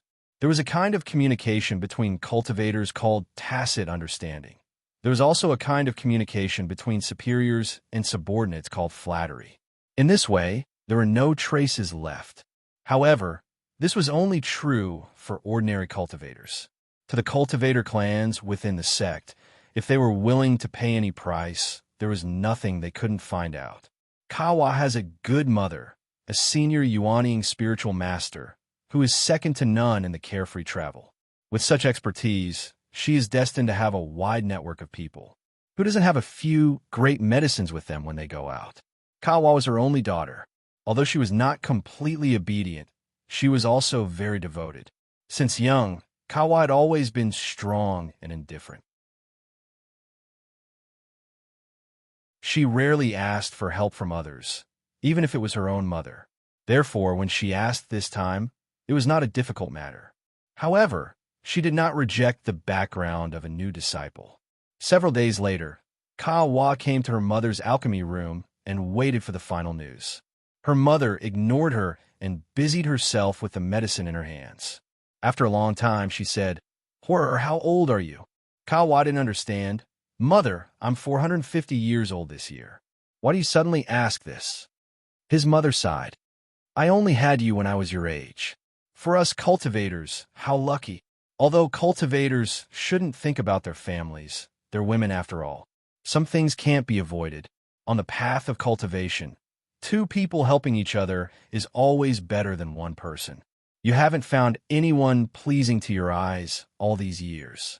There are many cultivators with potential that you've missed in vain. If you're any later, the higher you go, the fewer choices you have." Kawa finally understood her mother's intention and hurriedly explained, "It's not like that. This person is vulgar and rude. He has a foul mouth and a black heart. He has a honeyed mouth and a sword in his heart. I don't like him. It's related to the safety of the sect. I feel uneasy, so I asked you to inquire about it. Everything is for the public, absolutely without personal feelings." However, her mother was an experienced person and was not confused by her explanation. Too many experiences had allowed her to see through the world of mortals. How many enemies had fought and ended up in bed, including herself. But because she had seen too many, she would never urge her with words. It was better to be natural, so she returned to the main topic. "That single ear you're talking about cost my boss a favor. I didn't expect that a small Jean Dan would involve so many experts." Kawa opened her eyes wide. "Very complicated? A big conspiracy?" Her mother knocked her head lovingly. "You are so young, but you think so much. What big conspiracy can a small Jean Dan have? You don't have to scare yourself. I mean, his origin may be very high." I asked Immortal Mo, who was in charge of the external disciples, for help. He didn't know it all, so he pushed me to Immortal Ku. Immortal Ku didn't understand either, so he asked me to find Immortal Tion, who had retired. Immortal Tion was straightforward and directly threw the responsibility to his master, Immortal Day. I braced myself to meet Immortal Day, but was sent to Immortal Mo1. In the end, Immortal Mo1 pointed up and chased me out, saying that I was worrying too much. "Little girl, all the favors I've accumulated over the years have been used up in just one round. If it wasn't for the fact that it may be related to your personal affairs, I would also want to get to the bottom of it. I wouldn't have spent so much effort. Ka was very surprised. Immortal Day was a een soul immortal, and immortal Mo when was a primordial soul immortal. If Mo when pointed up, needless to say, it must be the elusive Yang soul immortal of the Xiaoyao Mountain sect. This was already the top level of the Zhou Xian upper realm, and there was no other possibility. As far as she knew, there were no more than 5 Yang soul immortals, even for a sect as strong as the Xiaoyao Mountain sect. Mother, which old ancestor is it? Her mother smiled bitterly. You ask me, but who should I ask? I have practiced for nearly 1,000 years, and I have never seen a single old ancestor. I can't even touch the door. Do you think I can meet one just because I want to? Kawa smiled. She was making things difficult for her mother. 5 old ancestors. Which one is it? Their whereabouts are unknown, and we don't even know who is and who is not. Forget it. Mother, do you mean that this ear is probably fine? Her mother nodded at her. Speak properly. What ear? It's too unpleasant to hear. The ability of the Yang soul old ancestor is not something we can speculate about. The world is so big. What can a small gene Dan hide from them? Since it was recommended by the old ancestor, whether it was intentional or not, it can't be wrong in nature. I also know about the changes that happened in Shajia. To be able to kill Longhu and retreat from the preaching of scriptures, only someone with such ability would be able to catch the old ancestor's eye, right? So, don't think too much about it. Why don't you bring him here one day? I'll check him out for you and see if this person has any tricks up his sleeve. Is he thinking of abducting my good daughter?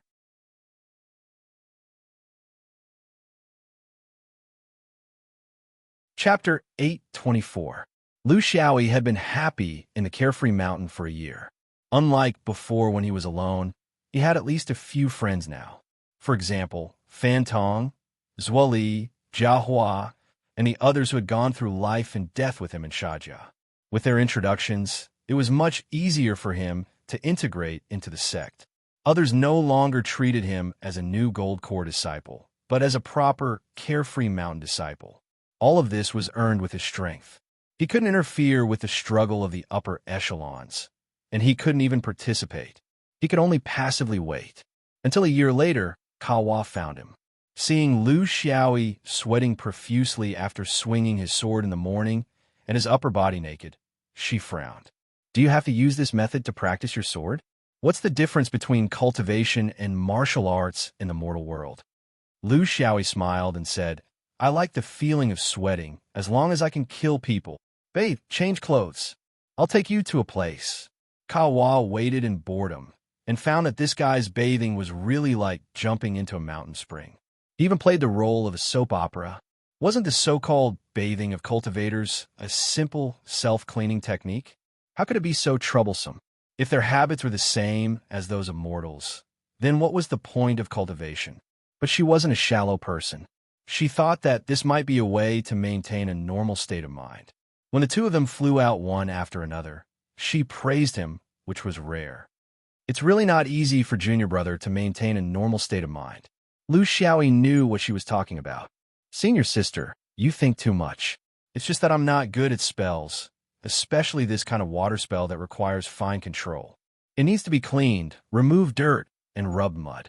It's not easy to control where the hair roots are hidden. Ka was completely familiar with his crazy words. She knew that the best way to deal with it was to let it go in one ear and out the other. She couldn't take it seriously, or else it would never end until she couldn't control her emotions anymore. Their destination was the Great Freedom Hall, but before they arrived, Kawa stopped on a mountain peak. One ear. I have a question that you need to answer honestly. Otherwise, I won't do my best to help you this time. Lu Xiaoyi helplessly said, Senior apprentice sister, aren't you breaking the contract midway? It was damaging to his Tao heart. Ask away, but I can't guarantee that I'll be able to answer you. Kao was very serious. Who introduced you to Xiao Yaoyu? Let me tell you, this is very important. It's related to whether or not you can obtain the carefree mask. Lu Xiaoyi's face was bitter. Hey, if I could answer this question, I wouldn't need to ask you for help. Someone else would take care of it for me. It's precisely because I can't say it that I'm begging you, senior sister, okay? Kawa knows very well that he must have been warned by the referees to not expose the referee's identity. This is very common in the world of cultivation. Most great cultivators are good at this kind of thing to avoid getting involved in things that are not karma. However, just because he can't say it doesn't mean that she can't ask. There are 3 springs next to Xiao Yaoyuan Pond. One is Taiyin Spring, one is Yuanhui Spring, and one is Sanyang Spring. Which one do you prefer? Lu Xiaoyi thought for a moment. Taiyin is clear and sweet, and Yuanhui has undercurrents. I like them all very much. Kawa smiled like a flower. This is the answer. Only mentioning Taiyin and Yuanhui, but not Sanyang meant that the Yin spirit and primordial spirit could be revealed, but the Yang spirit couldn't be revealed. In other words, the default referees were Yang spirit supremes. This was a way for cultivators to avoid risks. It sounded ridiculous, but it was an indispensable part. Sanyang spring gushes during the day, calm at night, cool at summer solstice, warm in winter, and separated by rain. Which scene does Junior Apprentice Brother like? There were 5 Yang Spirit Supremes in Xiao Yaoyu, namely by Mei, Yongyi, Xiazi, Dongji, Yiyan, and Kawa. Lu Xiaoyi turned around and left. Senior Apprentice Sister, don't say any more. I don't want your help, okay? Kawa pursed her lips and counted in her heart. Sure enough, when she counted to 3, the one ear stopped. Senior Apprentice Sister, why aren't you stopping me? Kawa snorted. Why would I stop you? If you give up on your own initiative, I'll save myself some effort. Lu Xiaoyi spat back. Senior Apprentice Sister, can't you just give me a straightforward answer? I'm a straightforward person. If I succeed, I'll do it. If I don't, I'll think of another way. Kawa said bluntly, the mission to Rainbow Colors can be done anytime, anywhere. But this time, we're in a great Freedom Hall to discuss whether you can get Xiao Yao Mask. I've already done my best, including Fantong and Zwali, but in the end, we can only advise our elders behind their backs, not make the final decision. This time, it's a few enlightened masters from Great Freedom Hall who want to meet you. As for the final decision, even I don't know. Lu Xiaoyi chuckled. The mission to Rainbow Colors is my wish, you know that. But whether I can become Xiao Yao Mask or not isn't important. Hee, at worst, I'll just wear a mask myself. Can't the sect allow it? Kawa reprimanded. You really don't know any rules. You actually dare to treat the sect's rules as a joke. When Xiao Yao Mask goes out, not only does he have the glory and authority to lead Jindan cultivators, he also has the responsibility. Most importantly, he could be the target of other orthodoxies. Lu Xiaoyi didn't care at all. The thing I'm least afraid of is being attacked. Kawa was speechless. That's right. Other people might get into trouble if they put on a mask and be beaten back to their original form. But this person wouldn't, because he was a vicious person who could push a preacher to the ground. As they got closer and closer to Great Freedom Hall, Kawa reminded him, one ear. Your problem is that your strength is more than enough to be Xiao Yao Mask, and you also have battle records. But what you lack is connections, background, and a recognition of other Jindan cultivators. And all of these require a lot of time, not even 100 years. This is why I've been asking you who recommended you. In Xiao Yao travel, if an external disciple is recommended by a true monarch, everyone will give you some face and won't deliberately alienate you. They'll treat you as one of their own. If you're recommended by a sun god ancestor, what's a mask worth? Lu Xiaoyi sighed. After going around in circles, it turns out that I still have to rely on the back door. Kawa sneered. It's like this in the mortal world, and it's the same in the cultivation world. Everywhere pays attention to this. It's not just my Xiao Yao family. What's so strange about it? The two of them arrived at Great Freedom Hall. Kawa waited outside, and Lu Xiaoyi entered alone. He had only been to this place once when he was a new disciple, and it was a side hall. It was a bit like Xuanyuan's Thunder Hall or Soaring Heaven Pavilion. It was the highest decision-making body for all matters of the domain. Lu Xiaoyi found it funny that 5 perfected masters were sitting in the hall. Wasn't this a bit too grand? Wasn't it just a matter of a sentence whether one could wear the Xiao Yao mask or not? Was there a need to make it look like a joint hearing? What he didn't know was that deciding whether a Jean Dan cultivator was qualified to wear a mask was really not very important to a more casual orthodoxy, like the Xiaoyao travel. It was far less formal than the preachers, tattoos, and imperial crowns of other sections. Generally, it was a perfected master suggestion, and the other perfected masters of Great Freedom Hall just had to agree.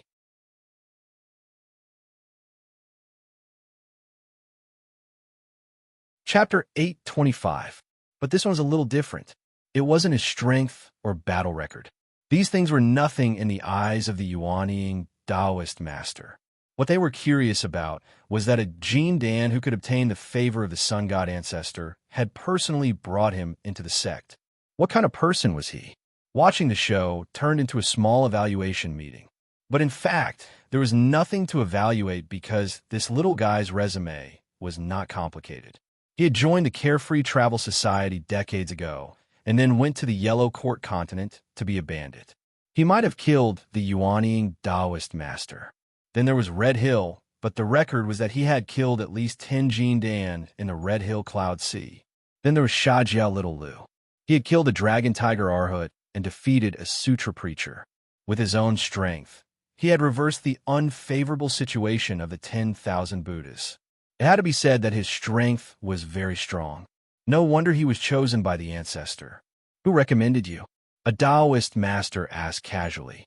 It was a Taoist master, but he didn't allow me to use his name. Lu Xiaoyi told the truth. Have you learned the free and unfettered fundamental law? Another Taoist master asked. No, I don't have the qualifications. I still need time to gain experience. Have you returned to the 7 colors after entering? The third Taoist master asked. No, but I really want to go back and take a look. Just take a look. Why do you want to wear a mask? This was a Taoist master with a solemn face. I have the heart to show off. I don't want to wear brocade clothes. Have you ever had a Taoist companion? The last Taoist master asked an unrelated question. This, I have also privately pledged to marry. As far as I know, you don't have a Taoist companion in the 7 colors. This is my personal matter. Please forgive me for not answering. It was a very simple question, but it made Lu Xiaoyi scratch his head, especially the last question. It seemed ordinary, but in fact, it directly hit his vital point. Because he wasn't familiar with the life of this 7-color swordsman, he could only guess. He couldn't say no, because there might be. He couldn't say yes, because there might not be. Therefore, privately pledging to marry was probably the best answer. Then, he would refuse with privacy. This was actually in line with his real Taoist companion situation. Whether it was Han Yin or Xia Bingji, they were both in this situation. The dignified immortal obviously had the right to decide on the matter of mask. The carefree mask isn't just about glory. It also means that you have to pay a price and risk. You can't refuse more missions. You have to bear the most difficult responsibility. So, are you still willing to wear a mask for Xiaoyao? Lu Xiaoyi said without hesitation, yes. For Xiaoyao, the enlightened master pursued relentlessly. No, for myself. I'm a swordsman. To me, danger is an opportunity. Without the tempering of life and death, the path of a swordsman would not be long. Of course, I'm willing to do something for Xiao Yao during this process, just like in Shaka. The 5 spiritual masters no longer paid any attention to him. It was obvious that they were communicating with each other through divine consciousness. You're quite honest. It's understandable that you want to go back to your hometown. We're not unreasonable people. None of us had expected that the 10,000 Buddhas would send out a sutra preacher in the Battle of Sagara. For him to be defeated, there's no problem with his strength. Traveling by day in brocade clothes can also set an example for the other little lands. My carefree travel doesn't have to fade into the crowd. As long as you work hard, my carefree travel won't hesitate to give you a chance to improve. This person isn't honest. What private vow? He doesn't have any Kuan cultivators in the 7 colors continent. He's just an ascetic cultivator who wholeheartedly focuses on the path of the sword. But in the Yellow Court continent, he hooked up with 2 Yellow Court Kuan cultivators. It's unclear. What private matter? I think there's a problem here. An enlightened master smiled bitterly. Senior apprentice, Sister Jia, we're in the Great Repose Hall. Let's not involve our own family matters. Okay? That girl of yours has always had her own ideas. She might not appreciate your kindness. The dignified, immortal sighed. These guys talked for a long time without mentioning the most important thing. This was a cultivator introduced by the sun god ancestor. Of course, they had to give him face. This was the reason why they were all speaking well of him, right? He was actually the same as well. Everything needs to have a beginning. Letting the new Jean Dan become a mask is also in line with my Carefree Travel's principle of educating without discrimination. It can set an example and put an end to the increasingly fierce factional disputes in the sect. In the end, he's just a Jean Dan. If he doesn't do anything, how much trouble can he cause? He can't even leave the domain. My opinion is to give him the right to be a carefree mask. There's only one condition. For the time being, don't give him the right to mobilize the Carefree Jean Dan group until he proves himself. After all, what we see now is only his personal strength. This is different from team operations. What do you all think? Everyone agreed. This was a very thorough decision. Not only did it compensate this person for his meritorious service, but it also wouldn't cause him to make a big fuss. The key was that everyone was very devoted to the ancestors' people. That was the sun god. Even if they died, the sun god wouldn't die. Lu Xiaoyi smoothly obtained his mask. It wasn't a piece of paper, a piece of skin, or a mask like he had imagined. It was more like a piece of plasticine the size of a soybean. Kawa reminded him from the side, "Don't underestimate it. The Carefree Mask is the top item in my Carefree Travels Jean Dan. It has endless uses. You need to spend some time familiarizing yourself with it. The most important thing is that the mask can't be placed in a storage ring, nor can it be placed in a cultivator's body." Lu Xiaoyi was very curious. Where do the cultivators who get this stuff put it? Kawa thought for a moment. Usually it's placed on the tip of the nose. In any case, this thing is also soft, so it's very convenient to use. And it's best not to leave the mask, so it saves time. Lu Xiaoyi didn't like this method. He rolled the small piece of plasticine into a ball and stuffed it into his nostrils like booger. Kawa turned her head. "One ear, you're so disgusting." Lu Xiaoyi laughed mischievously. This senior sister was not bad. She was loyal enough to do what she said. "Senior sister, the most important problem has already been solved.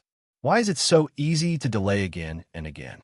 I don't think the sect's missions have anything to do with the seven-colored continent." Kawa glared at him. "Are you stupid? The matter of returning to your hometown isn't urgent. If you go later, the seven-colored continent won't disappear. In another 3 months, it will be the decennial opening of the Sparrow Palace's space. It's also the most important time for us Jean Dan cultivators to train our sea of consciousness. If we miss this opportunity, we can only wait for another 10 years. You didn't have the right to enter before, but now that you're the Carefree Mask, of course you have the right to enter. Why should you miss it? I saw that your flying sword came out from your brain palace, so the Sparrow Palace's space is just right for you. For an opportunity like this, the earlier you enter, the better. Of course, if you don't want to, just pretend I didn't say anything. I'll arrange your mission now." Lu Xiaoyi solemnly clasped his hands. "My parents gave birth to me.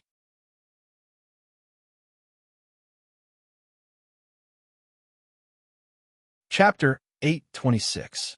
As for the Sparrow Palace, Lu Xiaoyi had a plan, but his plan depended on his position in the Carefree Travel. The Carefree Mask was the most likely position he could obtain for himself, even if it meant taking some risks. Firstly, it depended on his strength, and secondly, it depended on the white-browed old man. The Sparrow Palace was a way for cultivators to use their mental strength. It was not a mental attack, but focused on the construction of one's mental world. It was a type of inner secret. Every orthodoxy with a long history had its own unique method in this aspect. This was because the effect of mental energy in the later stage of a cultivator was unparalleled. Its importance was even above that of mana. Cultivation and mana were only a platform. It determined the lower limit, but mental energy determined the upper limit of a cultivator. The The Xianyuan Sword School also had its own unique application of mental strength. Its core was the sword vein, which closely revolved around the application of the sword pill. This was also the tradition of the sword vein. They pursued practicality too much, completely focusing on how to make the flying sword sharper. This could indeed achieve amazing results in battle, but it was slightly monotonous. Of course, the Dharma vein also had its own things to nurture, such as the natal spiritual weapon. If a swordsman could nurture the sword pill in his Niwen palace, there was no reason that the Dharma vein, which was more proficient in mental strength, could not do so. The Sparrow Palace was the place where the carefree travel cultivators nurtured their natal spiritual weapons. Of course, it was not limited to spiritual weapons. Among the 9 great inheritances of the Zhou Xian Upper Realm, each had its own unique advantages. Wanyan Creation's advantage was in the communication and coordination with nature. Qingwei Immortal School's strength was in the uniqueness of the forbidden spell. Huangting Taoism was good at internal secret operations. Taishan Middle Yellow Refinement used the body as medicine. Yuanshi Cave focused on mysteries. Human Sect focused on simple and unadorned pores. The Carefree Travel was good at mental strength. The Sparrow Palace was the pinnacle of mental strength, but there was a prerequisite. First, one had to cultivate a unique mental strength through the 3 basic techniques of the Carefree Travel. Then, there was the space of the Sparrow Palace. Just like the small world of the Sword Tomb in Xianyuan, without it, there would be no sword pill.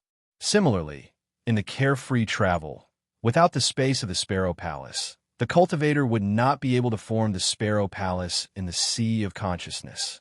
He valued this point because he was not a pure inner swordsman. What he had was a sword disc, not a sword pellet. This was not a small difference. From a certain perspective, the difference was huge and it was fundamental. Therefore, Xuanyuan's inner sword's spiritual cultivation technique might not be suitable for him. With his personality, even if he was an authentic internal sword, he would not give up on accepting other systems. In his bones, there was a revolutionary ideology. He had always felt that no one understood the sword better than him, including the sword itself. The space of the Sparrow Palace was a special spiritual construct. It was opened once every 10 years to recover the spiritual energy that had been extracted by the cultivators. The number of people allowed to enter the space of the Sparrow Palace was not unlimited. The maximum number of people allowed to enter the space of the Sparrow Palace was 36. For the carefree wanderers who had thousands of Jindan, the competition was very fierce. With Lu Xiaoyi's qualifications, if he did not make a great contribution in Shajia and did not pull the banner of Tiger, he might not have this kind of opportunity in the entire Jindan period. After all, just by comparing the numbers, more than half of the carefree wanderers would not be able to enter the Sparrow Palace in their entire lives.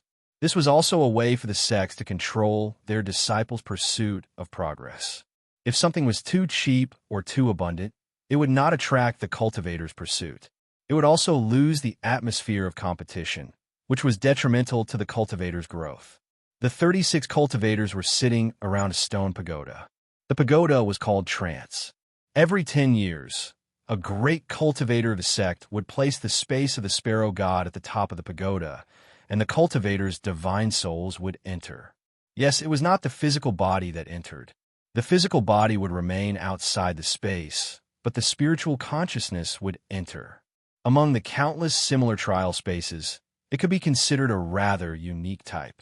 When a space of the Sparrow Palace was opened, Lu Xiaoyi felt that there was a faint spiritual passage at the top of the stone pagoda. This required the cultivator's spiritual energy to reach a certain level to be able to clearly sense it and smoothly pass their spiritual consciousness into the space. Just this alone was enough to stop a lot of cultivators who were unable to improve their spiritual energy. He started cultivating his spiritual energy when he was still in the foundation establishment stage. Until now, it had been almost 400 years. This was also very rare among the Jindan cultivators. Although the spiritual energy training method was not too formal and was not compatible with the fundamental techniques of the carefree wanderers, the level of his spiritual energy was still there. This cannot be faked. Smoothly passing his spiritual consciousness into the space of the sparrow god was like throwing a few years old child onto the beach. Playing with sand was his instinct. The child was illusory, and his spiritual energy was his hands and feet. The strength of his spiritual energy depended on the level of his spiritual energy. If his spiritual energy was strong, he would be able to move more sand in one go. If his spiritual energy was weak, he would be able to move less sand. Let's see who could build their own spiritual palace in a certain amount of time. Regarding the use of spiritual energy, regardless of the orthodoxy, in the end, all roads lead to the same destination. Liu Xiaoyi did not have the delicate control of spiritual energy like the three fundamental techniques of the carefree wanderers. However, he had Xuanyuan's internal sword and had many experiences of building the Bowlang slope. Therefore, he was not unfamiliar with it, but he was slower than the others. His advantage was that he was familiar with it, and his goal was clear. He had never thought that he would create such a novel thing here. The blueprint was the Bowlang slope, and the goal was to have a place to train the sword spirit. This was the simple way of thinking of a swordsman. He did not change the spiritual cultivation method of the internal sword because he wanted to abandon it. He also did not absorb the spiritual cultivation method of the carefree wanderers because he wanted to become a spiritual cultivator.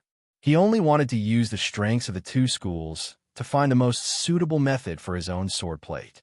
This was something that could not be helped because the internal system of his swordsmanship was also something that he had created himself. There was no other method that could match it. The child on the beach was holding sand, gathering sand, and piling up sand with great difficulty.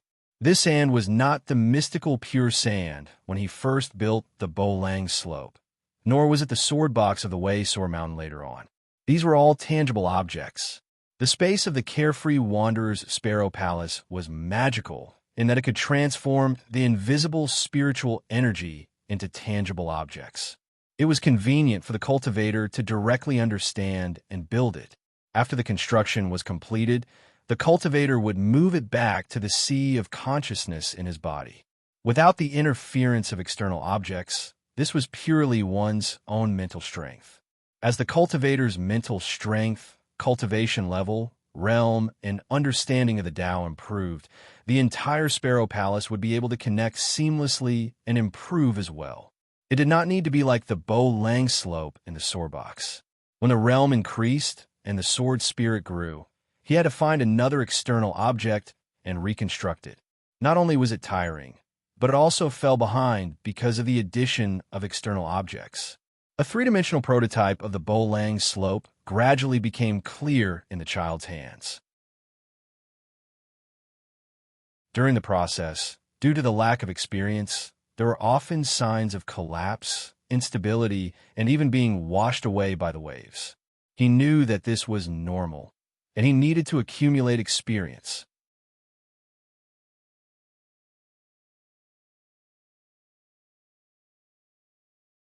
Chapter 827. With the accumulation of experience, Liu Xiaoyi gradually understood the essence of sand accumulation.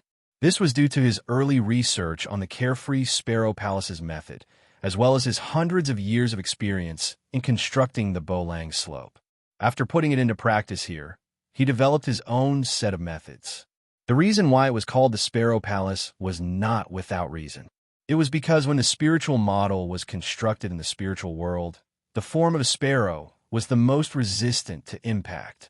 In the space of the Sparrow Palace, this kind of impact was achieved in the form of waves crashing. If it truly existed in the mind of a cultivator, it would be the impact of the opponent's spiritual realm during a battle. The head of the sparrow was shaped like a wedge, splitting the incoming impact. The two wings bore the main pressure of the impact. The tip of the tail maintained the stability of the Sparrow Palace during the impact. This was the shape that the carefree sect had determined after countless attempts by countless cultivators for hundreds of thousands of years.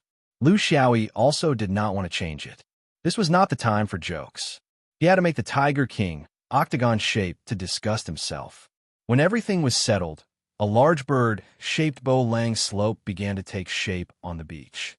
Under the unceasing impact of the waves, it was as stable as a boulder. Thus, an even more detailed internal construction began.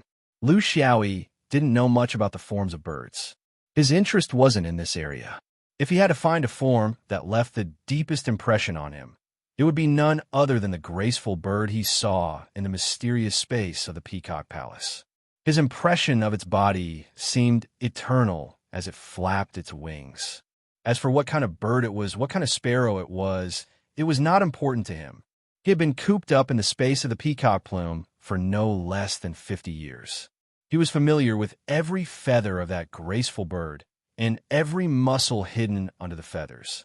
Thus, he drew the outline according to the gourd drawing a ladle. Right now, the outline was perfect and lifelike, except for the expression in the eyes that could not be replicated. What Lu Xiaoyi didn't know was that his construction outline was the most complicated among all the cultivators present. Although the other free cultivators also used the shape of a bird, most of them were based on the most standardized pattern passed down by their sex for hundreds of thousands of years. This was because such a pattern was the easiest to build the Sparrow Palace. It was the most economical, the most fitting, and the most time-efficient. However, while they had built Xiao Yao's standard sparrow, Lu Xiaoyi's was a custom-made sparrow. It was more complicated and detailed. He knew that as long as he entered this place, as long as the spirit didn't wither, he wouldn't be chased out. Therefore, he used it to his heart's content. Even the feathers under the big bird's neck, the crown, and the shape of each feather were all perfect. He was a clumsy painter, but replicating it wasn't a problem. Time slowly passed by while he was nitpicking. Slowly, there were cultivators who left after completing their work. There were also cultivators who regretfully failed due to their weak spirit. He went from being the last group of people to being the last few. Lu Xiaoyi felt that his eyes were a little big and his stomach small. When he tried his best to complete the outline of this big bird, he originally thought that he had enough spirit to use, but the more detailed the parts, the more the spirit was consumed. If he were to draw the final finishing touch, he was afraid that he would need a terrifying consumption. Even if he was full of spirit, he wouldn't be able to bear it. But at the same time, as the big bird's general outline was completed, he was surprised to find that from the big bird itself, there was a faint feedback of spirit power that reached a wonderful balance. Would everyone be like this? He wasn't sure. If he continued, although the consumption would become greater and greater, the compensation from the big bird would also become stronger and stronger. It seemed like he could still maintain it, but whether he could maintain it until the final moment, until the crucial point of finishing touch, was completely hard to say. Right now, he needed to make a decision. Should he end it hastily while he still had some spirit power, or should he continue to sculpt it?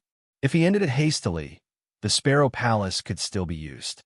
It was just that it was a little perfunctory and might not achieve his goal. If he took a gamble and bet that the big bird would be able to help him at the final finishing touch, he might get a perfect and unique Sparrow Palace. The risk was that he might fail at the last moment. In an instant, he made a decision. It seemed like this wasn't a special decision for a swordsman. Swordsmen, after all, had a strong desire to gamble. Outside the stone tower, Kawa silently stood outside. She looked at the cultivators who had finished condensing the fastest. Some of them were happy, while others were depressed. Only a few days had passed. According to the history of the Sparrow Palace, it was basically possible to complete it within 5 days. Those who couldn't complete it would be considered failure. The spirit power of a cultivator wasn't enough to stay in the Sparrow Palace for too long. However, that fellow didn't come out. With her limited understanding of that fellow, if he wasn't the first to come out, he would definitely be the last to come out. She had entered the Sparrow Palace before and spent 4 days. For a cultivator like her, who had a certain level of strength and abundant resources, as well as her mother's advice, it was very difficult for her to fail in condensing the Sparrow Palace. However, for cultivators who didn't have the same conditions as her, there was a 30% chance that they would fail. If she could pass through the Sparrow Palace so easily, that fellow couldn't pass through it, right? Kawa didn't know why she had to wait here. In fact, this had nothing to do with her. It was a kind of feeling, a kind of uneasy feeling. She didn't mean what her mother said. Cultivation was her only path. She also didn't think that it was necessary to have a Taoist companion on the path of cultivation. There were people who helped each other, but there were also people who hurt each other. Why should she add such a shackle to herself? She felt a little uneasy in her heart. This was a kind of intuition. In her heart, she had always admired and doubted this one ear. This person's current status wasn't lacking in her promotion. She didn't know whether she was doing the right thing or not. This one ear always made people unable to see through him. It was as if there was a layer between them. There was a layer of inexplicable things that separated them from one of their own. However, she couldn't figure out what exactly it was. Therefore, she had to keep an eye on him. This time, the opening of the Sparrow Palace was full of strangeness. Overall, the time that the cultivators used was longer than usual. Now, half a month had already passed, and there were still 5 cultivators inside. They didn't fail because they didn't have enough spiritual energy, and they didn't take the initiative to leave after they succeeded. What were they dawdling for? It seemed that when this fellow participated, there was always something strange about it. Half a month later, the Sparrow Palace's space on the stone pagoda closed. The last 5 cultivators recovered from their mental wanderings. Kawa carefully observed them, but didn't seem to see anything special.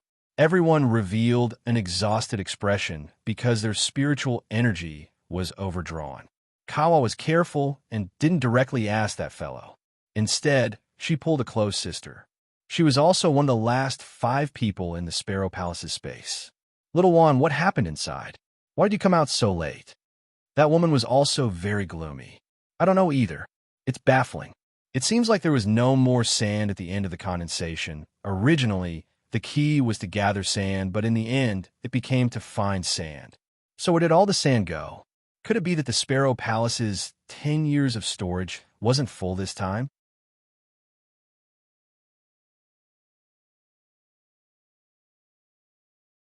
Chapter 828. Lu Xiaoyi had gained a lot this time. This time, he did it unintentionally and casually. He didn't know the meaning behind it. He only felt that it was very elegant and very classy. However, it brought him a very unexpected change. The most direct change was that the moment his spirit left the space of the Sparrow Palace, the big bird flew back to the sea of consciousness in his body. A strange change occurred. The big bird in the sea of consciousness and the ball of luck that had been entrenched in his mind for a long time uncontrollably merged into one. The result was that in the boundless sea of consciousness, there was only a big, colorful bird left. The shape of the Sparrow Palace and the color of the ball of luck combined into a lifelike and dazzling, unknown big bird. Arrogant, cold, elegant, as if it was the only one in the world. Are you okay? Why you look a little distracted? Kawa looked at him curiously.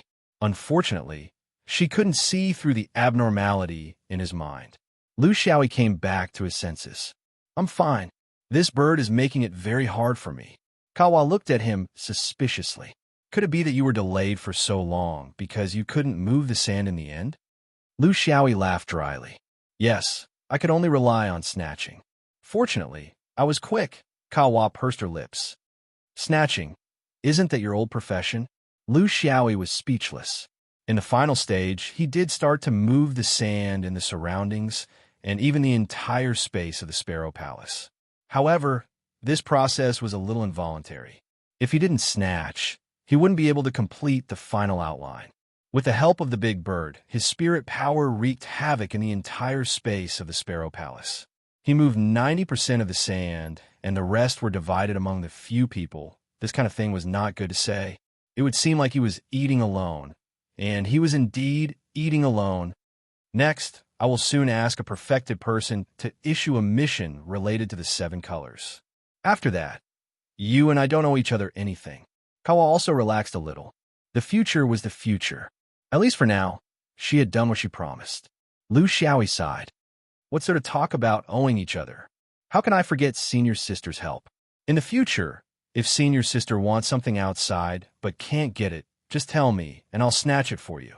Kawa sneered. Do you think everyone is like you? If it's mine, it can't run away. If it's not mine, I won't even think about it. You don't have to thank me. As long as you sincerely stay in Xiao Yao and do a few more things like Shaka, I will be satisfied. Lu Xiaoyi returned to his cave abode and carefully analyzed the usage of the Sparrow Palace. He drew the sword, sheathed it, and nurtured it. He was very satisfied. The Bolong slope that he had constructed in the form of a giant bird had finally become a place for him to break through. The sword spirits in the Bolong slope would directly face the growth of his cultivation and soul. There would be no more obstacles. Instead, their growth would be based on his own strength and synchronized with his growth. The sword spirits could no longer be lazy unless they were stronger than their master. The Tao realm of the 5 elements could exist at any time in the form of a giant bird, constantly affecting the perception of the sword spirits. In time, the deeper Lu Xiaoyi's understanding of the Tao realm, the deeper the sword spirit's understanding of the Tao realm. The speed of drawing the sword was even faster. Through the frequency of the giant bird's wings, the sword disc would have a considerable speed when it rushed out of the mud ball. In addition, the flying sword was straightened, which allowed the materialized sword to achieve an almost extreme speed when it left the body. This meant that his materialized sword would give the opponent a shorter time to react. The vibrating sword disc would send out the virtual sword, and the sword light would split. He no longer needed to shake himself like a sieve. Those who understood would know that he was releasing the sword, but those who didn't would think that he was just shaking. Now that he was using the vibrating sword disc, he could completely replace the frequency of his impulsive stimulation with the giant bird's wings. These two methods were not on the same order of magnitude. The flapping of the wings could be unlimited, but the impulsive stimulation needed to consider many other constraints, such as the endurance of the meridians and acupoints. The giant bird could also evolve into a spiritual attack. Through the control of the Sparrow Palace, one or several giant bird spiritual bodies could fly out and form a spiritual shock on the enemy. Its power was extremely terrifying. This was only the magical effect that he had discovered over a month ago. There were definitely more, but he needed to slowly ponder and explore it. But he couldn't do it for the time being, because the mission that Kawa promised him had already been issued. It was on the mission list of the Great Freedom Hall. Lu Xiaoyi took a look at it and was somewhat speechless. Immortal, I just want to go back and take a look. Isn't this mission a little too big? Lu Xiaoyi found Immortal Mo, who was also the immortal in charge of the new disciples. He was also one of the 5 immortals who had decided whether he was qualified to become the Carefree Mask in the Great Freedom Hall. The mission clearly stated that he needed to meet Immortal Mo, but there were some things that couldn't be stated on the mission list. When I agreed to let you wear the Carefree Mask, I told you that you couldn't choose the mission. Why are you going back on your words so quickly? Lu Xiaoyi was embarrassed. I thought that this was a special arrangement for me to return home. It's not that I'm afraid of the risk, but that this way, I'm afraid that I won't be able to watch from afar. I can only completely blend in. After hundreds of years together, even if I wear a mask, I can't fool anyone.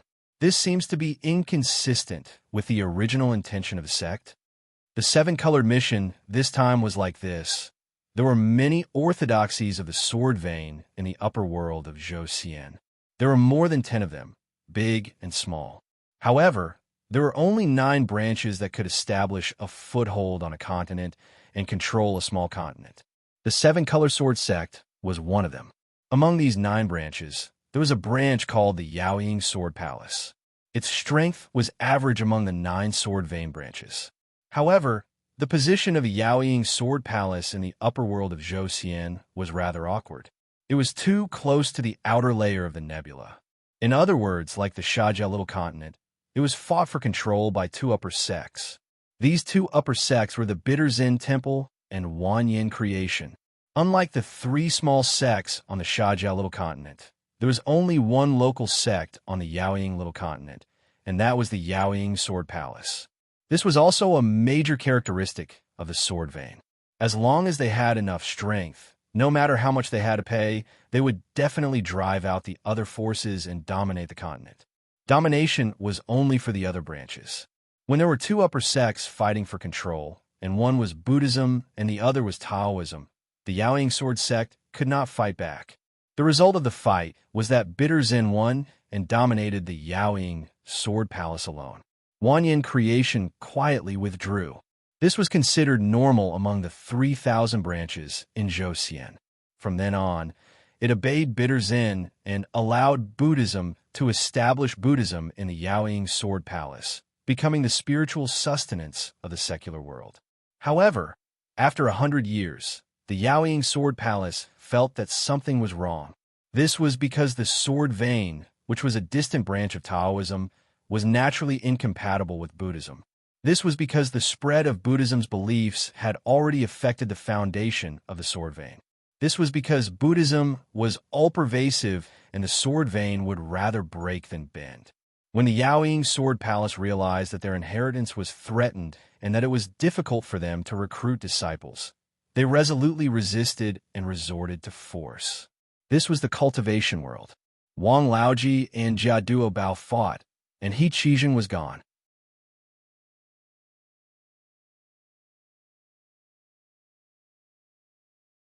Chapter 829. Buddhist beliefs have always been like this. Although they never reject other beliefs on the surface, in reality, they go down the path of extermination. It may seem like they're swallowing it gently, but after 100 years, other orthodoxies won't even have a place to stand. We Taoists are different. We have a sense of propriety when it comes to spreading. It doesn't matter if you believe it or not. We never let the mortal believers blindly believe in us, and we even deliberately control the audience. We're afraid that in the end, everyone will be Taoists. That's not a good thing. It's easy for Taoists to forget themselves and become arrogant. Lu Xiao nodded. You're right, spiritual master. This is also the reason why I did my best in Shaka. Spiritual master Mo smiled and said, we Taoists have a common responsibility to pass down the legacy.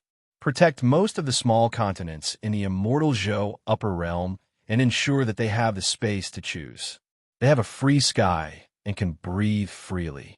They won't be brainwashed into some so-called Buddhist nation or benevolent land. This is the philosophy of the Taoist sect. You have to know that evil has its roots too, and it can't be washed away. A piece of land can only exist eternally when there's a balance between kindness and evil. A single act of kindness and a single act of evil can't last long.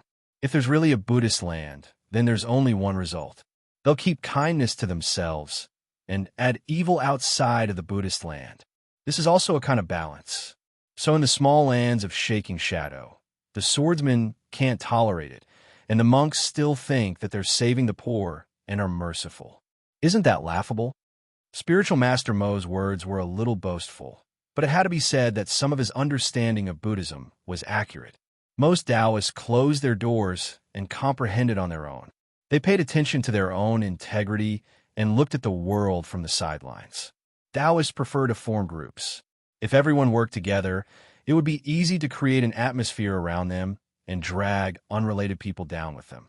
It was as if those who didn't believe in Buddhism weren't kind and wouldn't have the chance to reincarnate. This was also a kind of reverse pressure.